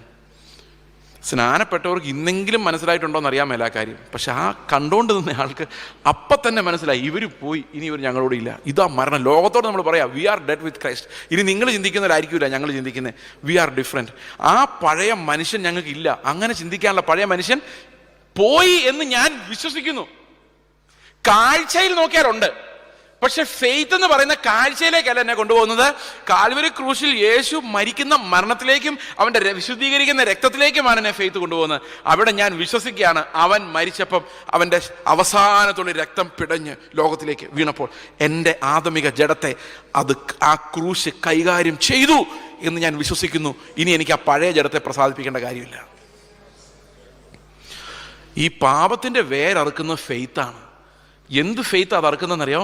ഞാനല്ല, ഞാൻ അവനോടുകൂടെ ക്രൂശിക്കപ്പെട്ടിരിക്കുന്നു, ഇനി ജീവിക്കുന്നത് ഞാനല്ല, ക്രിസ്തു അത്രേ എന്നിൽ ജീവിക്കുന്നത് എന്നുള്ള ഫെയ്ത്താ. അപ്പൊ കാഴ്ചയിൽ നമ്മൾ എപ്പോൾ ജീവിക്കുമ്പോഴും ചെയ്സാ ജീവിക്കുന്നത്. ഈ ചെയ്സിനെ കുറിച്ച് നിങ്ങൾക്ക് വളരെ കുറച്ച് കാര്യങ്ങൾ അറിയാവുള്ളൂ. ഇനി എന്തറിഞ്ഞിട്ടും ഒരു കാര്യവും ഇല്ല. കാരണം ഞാനല്ല ജീവിക്കുന്നത്, ആരായിരിക്കണം? ക്രിസ്തു ആയിരിക്കണം. അവനോട് മാത്രമേ നമുക്ക് കാര്യമുള്ളൂ. Everyone else is pure flesh, full of sin. യേശു എന്ന പകരക്കാരൻ ഇല്ലെങ്കിൽ നമ്മൾ ആരും ഒന്നുമല്ല. That's why all glory belong to the lamb which was slain. അപ്പം കർത്താവ് പറഞ്ഞേക്ക്, നീ മരണം അനുഭവിക്കാൻ നമുക്ക് എന്ത് ചെയ്യണമെന്നറിയോ? ഓരോ ദിവസവും ക്രൂശിലൂടെയാണ് ഈ മരണം നമ്മൾ അനുഭവിക്കുന്നത്. ഈ ക്രൂശ് എന്ന് പറയുന്നത് ശരിക്കും നമ്മൾ ഭയപ്പെട്ടു പോകേണ്ട ഒരു കാര്യമല്ല. പല ആൾക്കാരും ക്രൂശ് അങ്ങ് പേടിപ്പിക്കുന്നൊരു കാര്യമായിട്ടാണ് പ്രസംഗിക്കുന്നത്. പക്ഷെ എന്നെ സംബന്ധിച്ച് ക്രൂശ് എന്ന് പറയുന്നത് ഏറ്റവും കൂടുതൽ സ്വർഗീയ ആനന്ദം നമുക്ക് തരുന്ന കാര്യങ്ങളാണ് ക്രൂശ്. ഇന്നലെ ഞാനൊരു ഡോക്ടറുടെ കാര്യം പറഞ്ഞു. ഒരു ഡോക്ടർ ഒരു അറ്റൻഡറോട് വഴക്കുണ്ടാക്കി, അറ്റൻഡർ ഡോക്ടറോട് വഴക്കുണ്ടാക്കി. എന്നിട്ട് ഡോക്ടർക്ക് ക്ഷമിക്കാൻ പറ്റാതെ അവസാനം ഞാൻ മരിച്ചു, കർത്താവ് ജീവിക്കും എന്ന് പറഞ്ഞ കാര്യം ഞാൻ ഇന്നലെ നിങ്ങളോട് പറഞ്ഞു. ആ ഡോക്ടർക്ക് അന്ന് മരിക്കാനുള്ള ക്രൂശ് ആരായിരുന്നറിയോ? ആ അറ്റൻഡറായിരുന്നു. ഇപ്പം നമ്മൾ പലരോടും ഞാൻ ഒരാളോട് ചോദിച്ചു, നിങ്ങളുടെ ക്രൂശ് എന്ന് വെച്ചപ്പോൾ എൻ്റെ ഭാര്യ എന്ന് പറഞ്ഞു. ഞാൻ പറഞ്ഞു, ഇന്ന് നിങ്ങളുടെ ക്രൂശ് ചിലപ്പോൾ നിങ്ങളുടെ ഭാര്യ ആയിരിക്കും, നാളെ വേറെ ആരെങ്കിലും ആയിരിക്കാം. പക്ഷെ എല്ലാ ദിവസവും ഓരോ ക്രൂശ് എവിടെ നിന്നെങ്കിലും കർത്താവ് നിങ്ങൾക്ക് റെഡി ആയിട്ടുണ്ടാക്കും. എന്തെങ്കിലും ഒരു പ്രോബ്ലം, നിങ്ങൾക്ക് ക്ഷമിക്കാൻ പറ്റാത്ത ഒരാൾ നിങ്ങളുടെ കുടുംബത്തിലുണ്ടോ? അതാ നിങ്ങളുടെ ക്രൂശ്. ആ ക്രൂശിൽ നിങ്ങൾ മരിച്ചോ, കർത്താവ് ജീവിച്ചോളൂ. എവിടെയെല്ലാം നിങ്ങൾക്ക് താങ്ങാൻ പറ്റാത്തൊരു സ്പിരിച്വൽ പ്രോബ്ലം ഉണ്ടോ, ഒരു പ്രലോഭനമുണ്ടോ, അവിടെ എല്ലാം ഞാൻ വിശ്വസിക്കുന്നു, ഞാൻ മരിച്ചു, കർത്താവ് ജീവിക്കും. കർത്താവ് ഇതൊന്നും ചെയ്യില്ല. He will be totally different. ആ new life is totally different. എന്നോട് ഒരാൾ പണ്ട് ചോദിച്ചാൽ, യേശു എന്ന് പറഞ്ഞുകൊണ്ട് ചുമ്മാ ഇരുന്നാൽ മതി. ഞാൻ പറഞ്ഞു, യേശു ചുമ്മാ ഇരിക്കുമെങ്കിൽ നിങ്ങൾ ഇരുന്നോ. കാരണം യേശുവിൻ്റെ ജീവനാണ് നിങ്ങളിലുള്ളതെങ്കിൽ, വിശ്വാസത്താലാണ് നിങ്ങൾ ജീവിക്കുന്നതെങ്കിൽ, യേശു നടന്നൊരു നടപ്പിന് വേണ്ടി ഉള്ളിൽ ഞരങ്ങിക്കൊണ്ടിരിക്കും. അവൻ പ്രസംഗിച്ചതുപോലെ പ്രസംഗിക്കാൻ, അവൻ സംസാരിച്ചതുപോലെ സംസാരിക്കാൻ, അവൻ ഇടപെട്ടതുപോലെ ഇടപെടാൻ, ഏറ്റവും ഉപരി അവൻ സ്നേഹിച്ച പോലെ മരണം വരെ സ്നേഹിക്കാൻ എൻ്റെ ഉള്ളിൽ ഇങ്ങനൊരു ഞരക്കം ഉണ്ടായിക്കൊണ്ടേയിരിക്കും. ഈ ഞരക്കമാണ് നമ്മളെ രക്ഷിക്കുന്നതെന്നാണ് റോമാലേഖനം 8:24 വരുമ്പോഴേക്കും